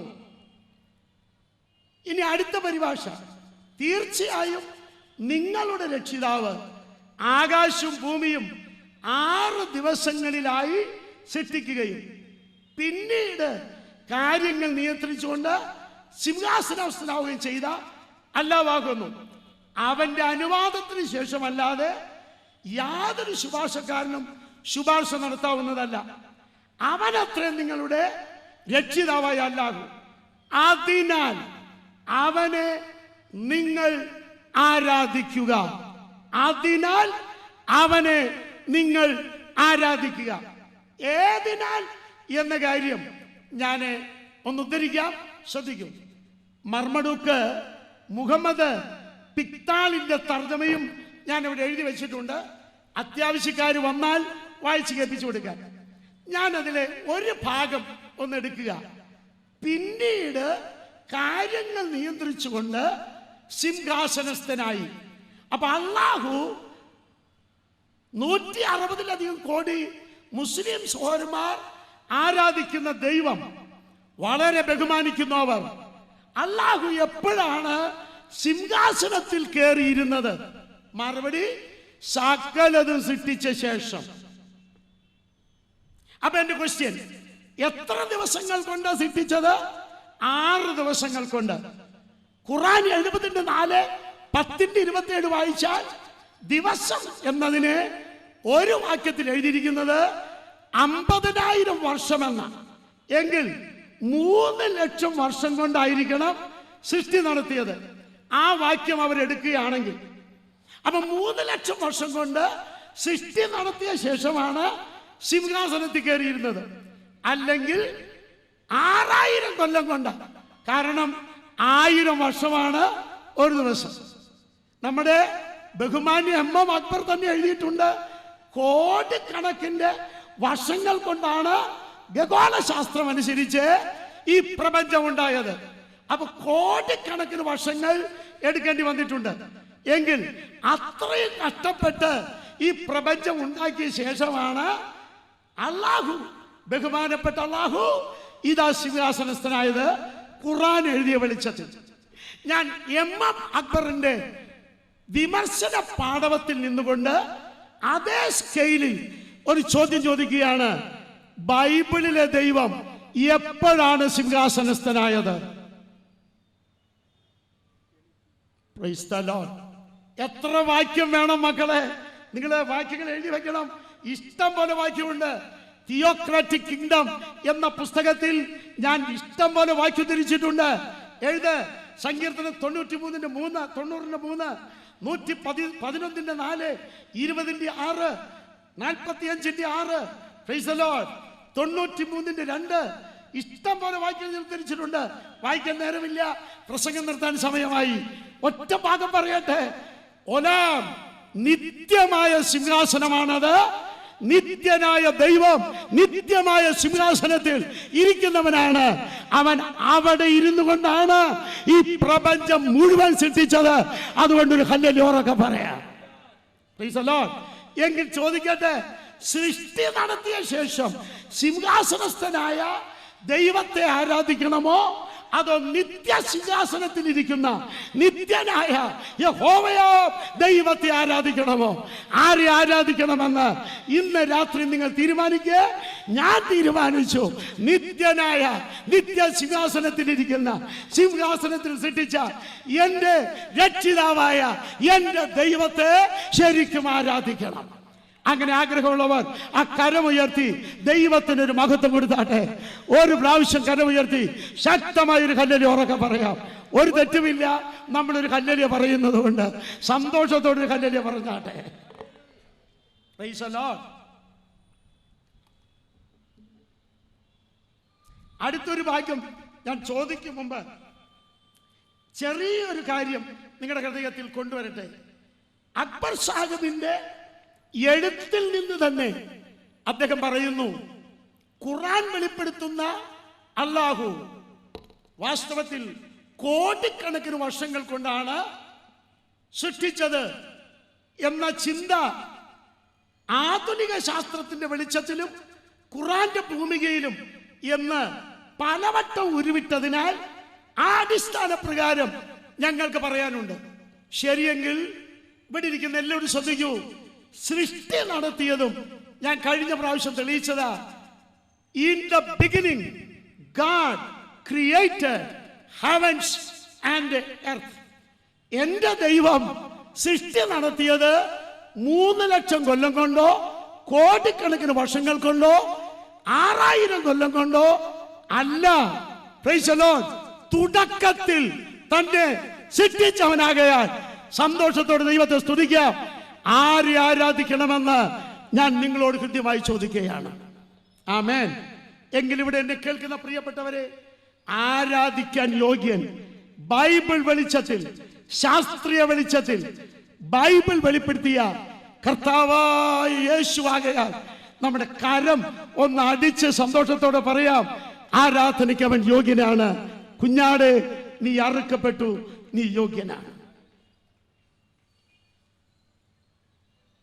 ഈ വാക്കുകൾക്ക് ഒരുപാട് ദീർഘം വയ്ക്കാനുള്ള സമയം ഇല്ലാത്തതിനാൽ ബഹുമാന്യ MM അക്ബറിനോട് പൂർണ്ണ ബഹുമാനം പുലർത്തിക്കൊണ്ട് തന്നെ അദ്ദേഹത്തിന്റെ എഴുത്തുകളെ വിമർശിക്കുമ്പോൾ വ്യക്തിയെ ബഹുമാനിക്കുന്നു. നല്ല ചിന്തകൻ, നല്ല എഴുത്തുകാരൻ, നല്ല വാഗ്മി, നല്ല വായനക്കാരൻ. സന്തോഷമുണ്ട് അദ്ദേഹത്തിന്റെ. പക്ഷേ വായന നല്ല രീതിയിലായിരിക്കണം, വിമർശിക്കാൻ മാത്രമാകരുത് എന്ന് ഒരു ജ്യേഷ്ഠ സഹോദരൻ എന്ന നിലയിലോ ഒരു സഹോദരൻ എന്ന നിലയിലോ ഞാൻ ദയവായി അദ്ദേഹത്തോട് അറിയിക്കുകയാണ്. ഇനിയെങ്കിലും അദ്ദേഹം ബൈബിൾ വിമർശിക്കുന്ന പ്രോഗ്രാം നിർത്തുക. യേശുവിനെ രക്ഷിതാവായി സ്വീകരിപ്പാൻ ഹൃദയമുണ്ടെങ്കിൽ അദ്ദേഹം ഈസാ നബിയെ രക്ഷകനായി സ്വീകരിക്കട്ടെ. കഴിഞ്ഞ പ്രാവശ്യം ഞാൻ ഓർപ്പിച്ചതുപോലെ ഏക രക്ഷകനെ ഉള്ളൂ ബൈബിൾ വെളിപ്പെടുത്തുന്നത്, അത് യേശു ക്രിസ്തുവാണ്. മറ്റൊരുത്തനിൽ രക്ഷയില്ല. യേശു മാത്രമാണ് രക്ഷകൻ. അവനാണ് ആരാധനയ്ക്ക് യോഗ്യൻ. സർവത്തിനും മീതെ ദൈവം എന്ന് റോമർ 9:5-6 വാക്യത്തിൽ യേശുവിനെ കുറിച്ച് എഴുതിയിട്ടുള്ളതിനാൽ അവൻ ആരാധനയ്ക്ക് യോഗ്യനാകയാൽ ആ യേശുവിനെ നിങ്ങളുടെ ജീവിതത്തിൽ രക്ഷകനായി കണ്ടുമുട്ടണം എന്ന് ഞാൻ ഓർപ്പിക്കുകയാണ്. എനിക്ക് ഏറ്റവും ഇഷ്ടമുള്ള ഒരു കുറിപ്പോടെ പറയാമെന്ന് പറഞ്ഞല്ലോ, അതിങ്ങനെയാ. ഈസാ നബി വീണ്ടും വരുമെന്ന് സ്പഷ്ടമായി വിശ്വസിക്കുന്നവരാണ് മുസ്ലിം സഹോദരന്മാരിലെ ബഹുഭൂരിപക്ഷം എന്ന് പറയുന്നതിനേക്കാൾ നല്ലത് മുഴുവൻ പേരുമെന്നായിരിക്കാം. ചിലപ്പോൾ 1-2 നിരീശ്വരവാദികളോ വല്ലതും അതിനകത്ത് ഉണ്ടായാൽ ഞാൻ കഷ്ടപ്പെടും. എന്നാൽ അവരൊഴികെ എല്ലാവരും വിശ്വസിക്കുന്നു ഈസാ നബി വരുമെന്ന്. ഖുറാനിൽ ഞാൻ മൊത്തം വായിച്ചു നോക്കിയിട്ട് ഈസാ നബി വരുമെന്ന് ഖുറാനിൽ ഒരൊറ്റ കുറിപ്പ് കണ്ടില്ല. പിന്നെ അത് എവിടെയാ ഉള്ളത്? ഹദീസിലുണ്ട്. 1009 ഹദീസിലുണ്ട് ഈസാ നബി വരും, വീണ്ടും വരുമെന്ന്. പക്ഷേ മുഹമ്മദ് മൗലവി എന്ന് പറയുന്ന ഒരു മൗലവി അതിൻ്റെ അതേ പുസ്തകത്തിൽ തന്നെ അതിനെ ഖണ്ഡിച്ചതും രസമാണ്. ഇതൊക്കെ ക്രിസ്ത്യാനികളിൽ നിന്ന് കടമെടുത്തതാണ്. വായിക്കാൻ ഞാനിവിടെ വെച്ചിട്ടുണ്ട്. അത് മൊത്തം വായിക്കേണ്ടതാ. സമയം പോയതുകൊണ്ട് വായിക്കാൻ ടൈം എടുക്കുന്നില്ല. എനിക്ക് ഇഷ്ടപ്പെട്ടു. ഒരു ഭാഗത്ത് വിശ്വസിക്കാൻ തക്കവണ്ണം കുറിപ്പ്, മറുഭാഗത്ത് കോപ്പി പേസ്റ്റ് ചെയ്തതാണെന്ന്. Very good. അടുത്തത് യഹോശാഫാത്തിന്റെ കാലത്ത് 2 വൃത്താന്തം 17:9 അവിടെ ഉണ്ടായിരുന്നു. എങ്കിൽ നിങ്ങൾ എല്ലാവരും ശ്രദ്ധിക്കേ, രാജ്യം വിഭജിച്ച് ഇവർ പ്രവാസികളായി പോകുന്ന കാലത്തും ഈ പുസ്തകങ്ങൾ നിലവിലുണ്ടായിരുന്നു. പിന്നെ ആ പുസ്തകം നഷ്ടപ്പെട്ടുവോ? തെളിവ്, പ്രവാസ ശേഷം ആ പുസ്തകം ഉണ്ടായിരുന്നോ എന്നാണ് എൻ്റെ ചോദ്യം. നോക്ക് നിങ്ങൾ, എസ്രാ 7:21 വ്യക്തമായി അർത്ഥകശേഷ്ട രാജാവ് തന്നെ കൽപ്പന കൊടുക്കുക, സ്വർഗത്തിലെ ദൈവത്തിന്റെ ന്യായപ്രമാണത്തിൽ ശാസ്ത്രിയായ എസ്രാ. അപ്പോൾ അന്ന് ആ പുസ്തകം ഉണ്ടായിരുന്നു, അന്ന് ആ പുസ്തകം നഷ്ടപ്പെട്ടിട്ടില്ല. അവൻ അതിന്റെ ശാസ്ത്രീയമാണ്. പോരാ, നഷ്ടപ്പെട്ടിട്ടില്ല എന്നതിന്റെ അടുത്ത തെളിവ് അതിന്റെ 7-ാം അധ്യായം 6-ാം വാക്യത്തിലുണ്ട്. എസ്രാ മടങ്ങി വന്ന് വർഷങ്ങൾ കഴിഞ്ഞ്, ഏതാണ്ട് 90 വർഷം കഴിഞ്ഞ് നെഹമ്യാവ് മടങ്ങി വരികയാണ്. അന്ന് ആ പുസ്തകം ഉണ്ടായിരുന്നു. 8-ന്റെ 2, 14, 18, 9-ന്റെ 3, 10-ന്റെ 23, എങ്കിൽ 13-ന്റെ 3 ഈ കാലത്തും അത് നഷ്ടപ്പെട്ടിട്ടില്ല. പിന്നെ എൻ്റെ സ്നേഹിത, പ്രവാസത്തിൽ നഷ്ടപ്പെട്ടിട്ടില്ലെങ്കിൽ ന്യായപ്രമാണ കാലത്ത് ഇത് നഷ്ടപ്പെട്ടു എന്ന സൂചനയുണ്ട് എന്ന് പറയാൻ മുതിരുന്ന ബഹുമാനപ്പെട്ട MM അക്ബറിന് ഏത് രേഖയാ കിട്ടിയത് എന്ന് അദ്ദേഹം പറയട്ടെ. Price the Lord. ഒരിക്കലും കിട്ടിയിട്ടില്ല. ഇനി യേശുക്രിസ്തുവിന്റെ കാലത്ത് ഈ പുസ്തകം ഉണ്ടായിരുന്നു. വ്യക്തമായി തെളിവ് കർത്താവ് തന്നെ പറയുന്നു.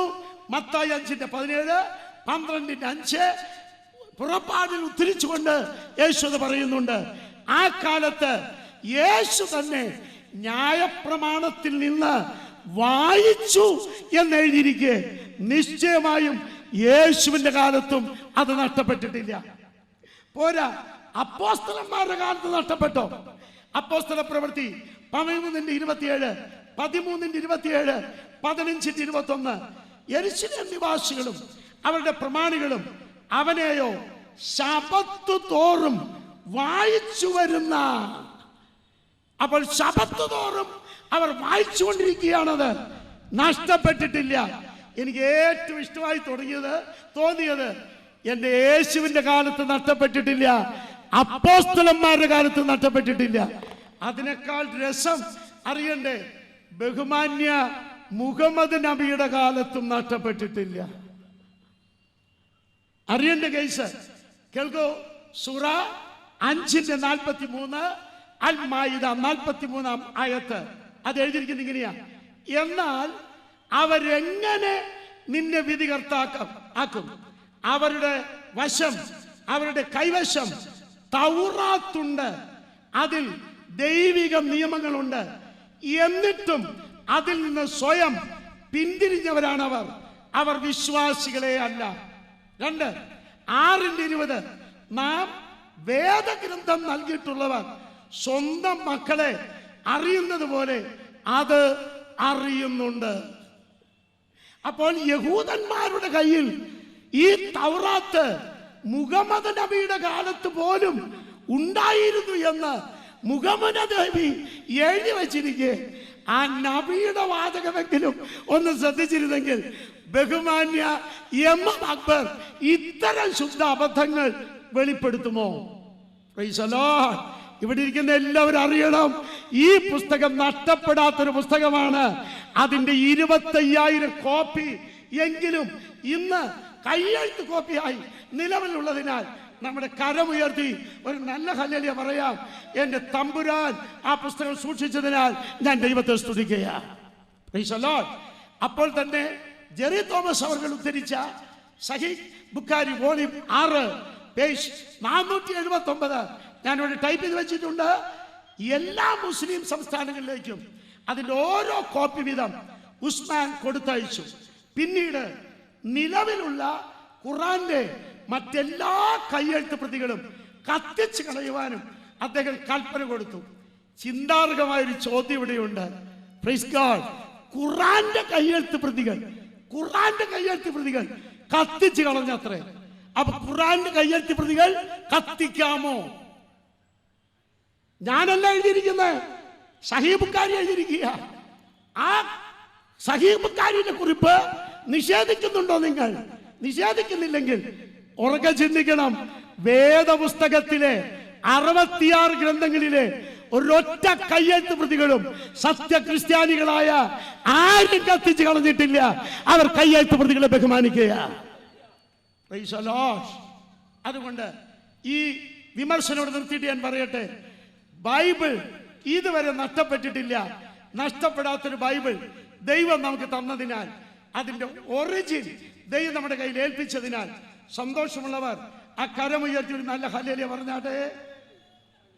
മൂന്നാമത്തെ ഒരു വിഷയം ഞാൻ അങ്ങോട്ട് ചോദിക്കാൻ പോകുകയാണ്.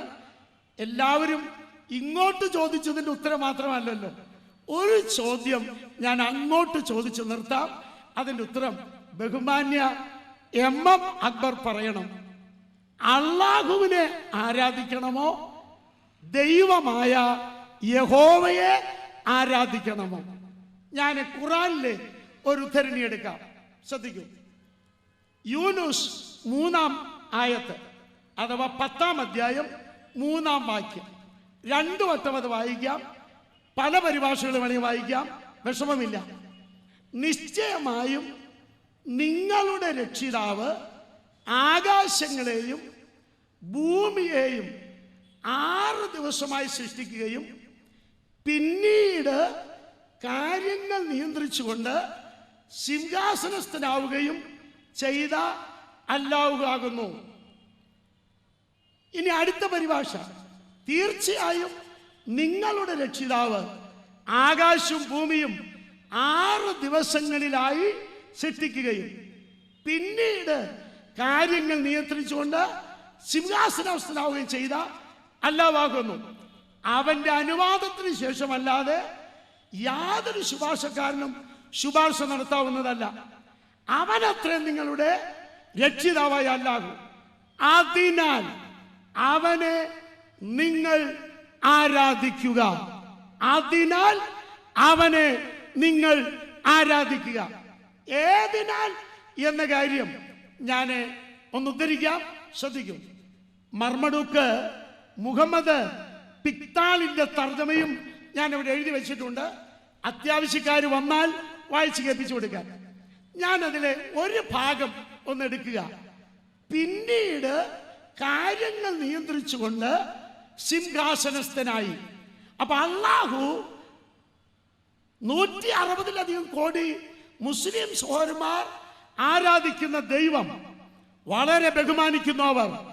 അല്ലാഹു എപ്പോഴാണ് സിംഹാസനത്തിൽ കയറിയിരുന്നത്? മറുപടി, സകലതും സൃഷ്ടിച്ച ശേഷം. അപ്പൊ എന്റെ ക്വസ്റ്റ്യൻ, എത്ര ദിവസങ്ങൾ കൊണ്ട് സൃഷ്ടിച്ചത്? 6 ദിവസങ്ങൾ കൊണ്ട്. ഖുറാൻ 74 10-27 വായിച്ചാൽ ദിവസം എന്നതിനെ ഒരു വാക്യത്തിൽ എഴുതിയിരിക്കുന്നത് 50,000 വർഷമെന്നാണ്. എങ്കിൽ 3 ലക്ഷം വർഷം കൊണ്ടായിരിക്കണം സൃഷ്ടി നടത്തിയത്. ആ വാക്യം അവരെടുക്കുകയാണെങ്കിൽ അപ്പൊ 3 ലക്ഷം വർഷം കൊണ്ട് സൃഷ്ടി നടത്തിയ ശേഷമാണ് സിംഹാസനത്തിൽ കയറിയിരുന്നത്. അല്ലെങ്കിൽ 6000 കൊല്ലം കൊണ്ട്. കാരണം 1000 വർഷമാണ് ഒരു ദിവസം. നമ്മുടെ ബഹുമാന്യ MM അക്ബർ തന്നെ എഴുതിയിട്ടുണ്ട്, കോടിക്കണക്കിന്റെ വർഷങ്ങൾ കൊണ്ടാണ് ഖഗോളശാസ്ത്രം അനുസരിച്ച് ഈ പ്രപഞ്ചം ഉണ്ടായത്. അപ്പൊ കോടിക്കണക്കിന് വർഷങ്ങൾ എടുക്കേണ്ടി വന്നിട്ടുണ്ട്. എങ്കിൽ അത്രയും കഷ്ടപ്പെട്ട് ഈ പ്രപഞ്ചം ഉണ്ടാക്കിയ ശേഷമാണ് അല്ലാഹു, ബഹുമാനപ്പെട്ട അല്ലാഹു ഇതാ സിംഹാസനസ്ഥനായത് ഖുർആൻ എഴുതിയ വെളിച്ചത്തിൽ. ഞാൻ എം അക്ബറിന്റെ വിമർശന പാടവത്തിൽ നിന്നുകൊണ്ട് അതേ സ്കെയിലിൽ ഒരു ചോദ്യം ചോദിക്കുകയാണ്. ബൈബിളിലെ ദൈവം എപ്പോഴാണ് സിംഹാസനസ്ഥനായത്? Price the Lord. എത്ര വാക്യം വേണം മക്കളെ? നിങ്ങൾ വാക്യങ്ങൾ എഴുതി വെക്കണം. ഇഷ്ടം പോലെ വാക്യമുണ്ട്. തിയോക്രാറ്റിക് കിങ്ഡം എന്ന പുസ്തകത്തിൽ ഞാൻ ഇഷ്ടം പോലെ വാക്യം തിരിച്ചിട്ടുണ്ട്. എഴുത്. സങ്കീർത്തനം 93-3, 90-3, 111-4, 20-6, 45-6, പ്രൈസ് ദി ലോർഡ്, 93-2. ഇഷ്ടം പോലെ വാക്യം തിരിച്ചിട്ടുണ്ട്. വായിക്കാൻ നേരമില്ല, പ്രസംഗം നിർത്താൻ സമയമായി. ഒറ്റ ഭാഗം പറയട്ടെ. ഒലാം നിത്യമായ സിംഹാസനമാണത്. നിത്യനായ ദൈവം നിത്യമായ സിംഹാസനത്തിൽ ഇരിക്കുന്നവനാണ്. അവൻ അവിടെ ഇരുന്നു കൊണ്ടാണ് ഈ പ്രപഞ്ചം മുഴുവൻ സൃഷ്ടിച്ചത്. അതുകൊണ്ടൊരു ഹല്ലേലൂയ പറയാം. Price the Lord. എങ്കിൽ ചോദിക്കട്ടെ, സൃഷ്ടി നടത്തിയ ശേഷം സിംഹാസനസ്ഥനായ ദൈവത്തെ ആരാധിക്കണമോ അതോ നിത്യ സിംഹാസനത്തിൽ ഇരിക്കുന്ന നിത്യനായ യഹോവയോ ദൈവത്തെ ആരാധിക്കണമോ? ആരെ ആരാധിക്കണമെന്ന് ഇന്ന് രാത്രി നിങ്ങൾ തീരുമാനിക്കുക. ഞാൻ തീരുമാനിച്ചു. നിത്യനായ നിത്യ സിംഹാസനത്തിൽ ഇരിക്കുന്ന, സിംഹാസനത്തിൽ സൃഷ്ടിച്ച എൻ്റെ രക്ഷിതാവായ എൻ്റെ ദൈവത്തെ ശരിക്കും ആരാധിക്കണം. അങ്ങനെ ആഗ്രഹമുള്ളവർ ആ കരമുയർത്തി ദൈവത്തിനൊരു മഹത്വം കൊടുത്താട്ടെ. ഒരു പ്രാവശ്യം കരമുയർത്തി ശക്തമായൊരു ഹല്ലേലൂയ ഉറക്കെ പറയാം. ഒരു തെറ്റുമില്ല. നമ്മളൊരു ഹല്ലേലൂയ പറയുന്നത് കൊണ്ട് സന്തോഷത്തോടൊരു ഹല്ലേലൂയ പറഞ്ഞാട്ടെ. Price the Lord. അടുത്തൊരു ഭാഗ്യം ഞാൻ ചോദിക്കും മുമ്പ് ചെറിയൊരു കാര്യം നിങ്ങളുടെ ഹൃദയത്തിൽ കൊണ്ടുവരട്ടെ. അക്ബർ സാഹിബിന്റെ എഴുത്തിൽ നിന്ന് തന്നെ അദ്ദേഹം പറയുന്നു, ഖുർആൻ വെളിപ്പെടുത്തുന്ന അല്ലാഹു വാസ്തവത്തിൽ കോടിക്കണക്കിന് വർഷങ്ങൾ കൊണ്ടാണ് സൃഷ്ടിച്ചത് എന്ന ചിന്ത ആധുനിക ശാസ്ത്രത്തിന്റെ വെളിച്ചത്തിലും ഖുർആന്റെ ഭൂമികയിലും എന്ന് പലവട്ടം ഉരുവിട്ടതിനാൽ ആ അടിസ്ഥാന പ്രകാരം ഞങ്ങൾക്ക് പറയാനുണ്ട്. ശരിയെങ്കിൽ ഇവിടെ ഇരിക്കുന്ന എല്ലാവരും ശ്രദ്ധിക്കൂ. സൃഷ്ടി നടത്തിയതും ഞാൻ കഴിഞ്ഞ പ്രാവശ്യം തെളിയിച്ചതാ. In the beginning God created heavens and earth. എന്റെ ദൈവം സൃഷ്ടി നടത്തിയത് 3 ലക്ഷം കൊല്ലം കൊണ്ടോ കോടിക്കണക്കിന് വർഷങ്ങൾ കൊണ്ടോ 6000 കൊല്ലം കൊണ്ടോ അല്ല. Price the Lord. തുടക്കത്തിൽ തന്നെ സൃഷ്ടിച്ചവനാകയാൽ സന്തോഷത്തോടെ ദൈവത്തെ സ്തുതിക്കാം. ആരെ ആരാധിക്കണമെന്ന് ഞാൻ നിങ്ങളോട് കൃത്യമായി ചോദിക്കുകയാണ്. ആമേൻ. എങ്കിൽ ഇവിടെ എന്നെ കേൾക്കുന്ന പ്രിയപ്പെട്ടവരെ, ആരാധിക്കാൻ യോഗ്യൻ ബൈബിൾ വെളിച്ചത്തിൽ, ശാസ്ത്രീയ വെളിച്ചത്തിൽ ബൈബിൾ വെളിപ്പെടുത്തിയ കർത്താവായ യേശുവാകയാൽ നമ്മുടെ കരം ഒന്ന് അടിച്ച് സന്തോഷത്തോടെ പറയാം, ആരാധനയ്ക്ക് അവൻ യോഗ്യനാണ്. കുഞ്ഞാട്, നീ അറുക്കപ്പെട്ടു, നീ യോഗ്യനാണ്.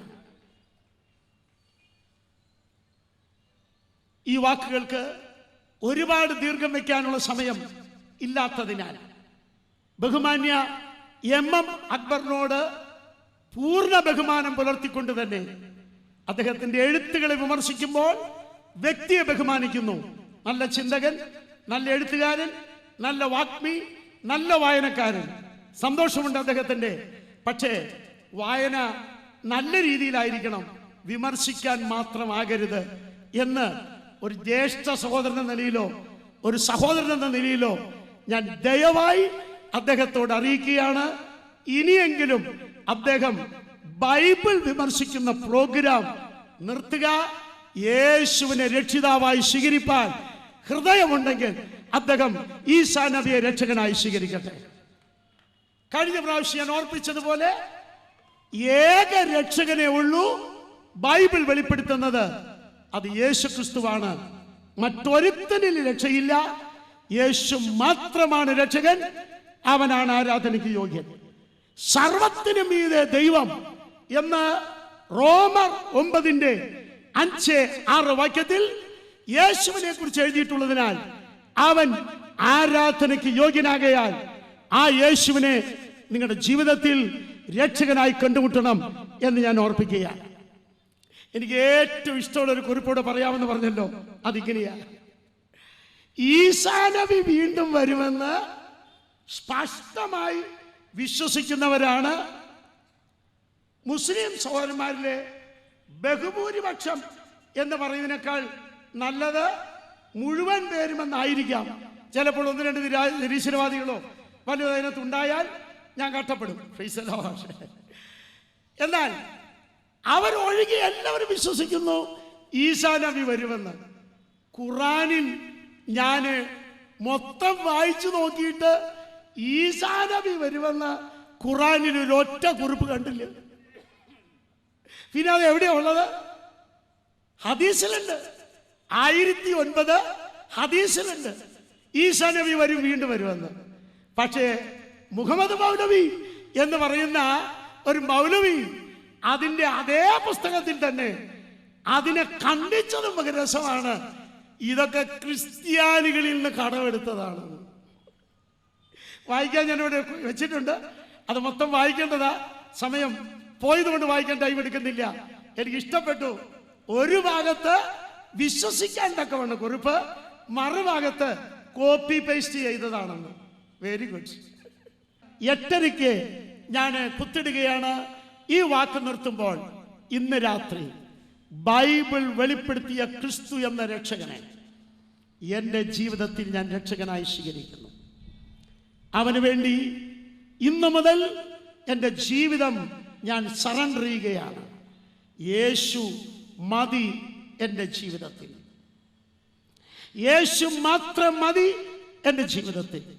യേശു എൻ്റെ ജീവിതത്തിൽ കർത്തൃത്വം നടത്തട്ടെ. അവനാണ് എൻ്റെ ബോണ്ടേജസ് ബ്രേക്ക് ചെയ്യാൻ കഴിയുന്ന, ബന്ധനങ്ങൾ അഴിക്കാൻ കഴിയുന്ന ജീവിതത്തിലെ ഏക അത്താണി.